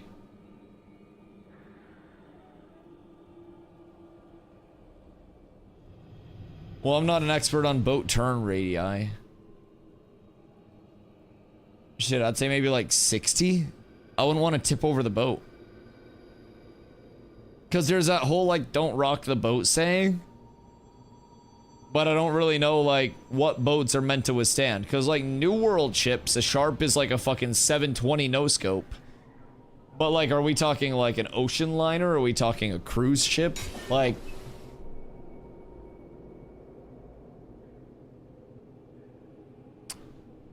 I don't want to like break it. Are you going to join the PTR? Yes. I'll be playing a lot on the PTR because every phase 2, well, every alpha 2 key holder gets access to the PTR starting on July 1st. And then on July 14th, PTR goes to 24/7 access until the launch of P3. So the thing to keep in mind with the PTR is just that it is still visually NDA'd. I won't be able to stream like my gameplay from it. So you guys will have like a VOD running in the background. That's like the visual that you look at. And then I'll be playing the PTR and we'll be talking about the PTR. So I will absolutely be over there for it. We'll just have to make sure that nobody is sharing any visuals, because if you do, your account gets fucking Thanos snapped. And I don't want that to happen to people because they're like, oh my god, they're letting us in. I guess that means we can show it all. Alright boys, this is the one. For everybody else. I already had my the one. So I don't really mind at this point. Now they're gonna start dropping like crazy though, I'm calling it. I know how this game works. And it's a terrible, fickle bitch. Epic Tardy's incoming. Oh yeah, you bet your sweet ass. Absolutely. Absolutely.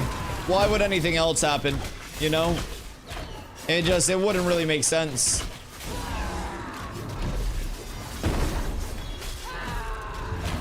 Boop, boop, boop, boop, boop.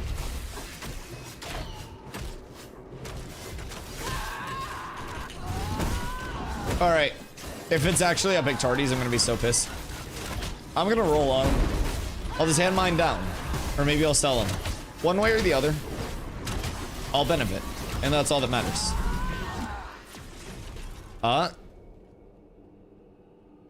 Alright. Back to disappointment. Poof's cooked. GM Poof?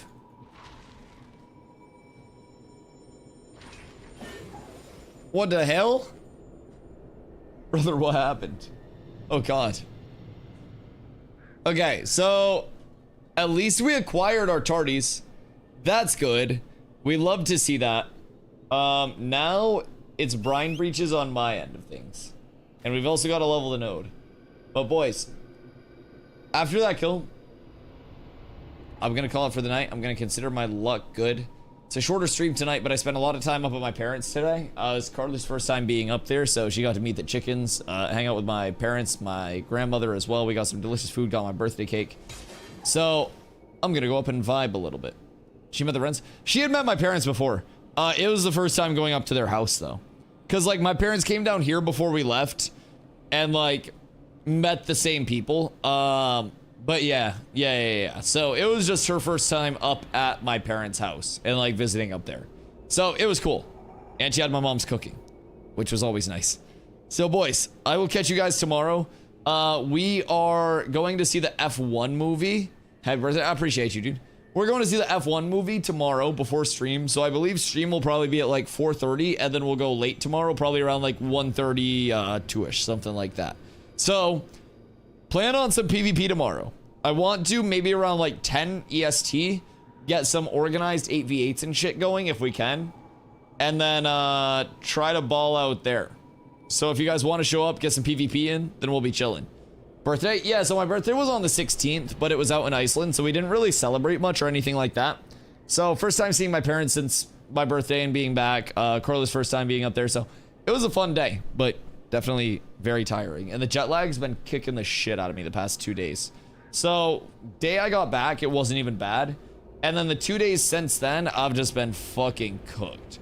So have a good night, calendar. Just became Boots Farm for the next 2 weeks. Beautiful. I'll continue to skip the events so you guys can actually get them without risk of doxed PvP. Boys, I'll see you guys tomorrow. We'll get a nice long stream in, and I'll be here a little bit earlier. I love y'all. I appreciate y'all. Peace.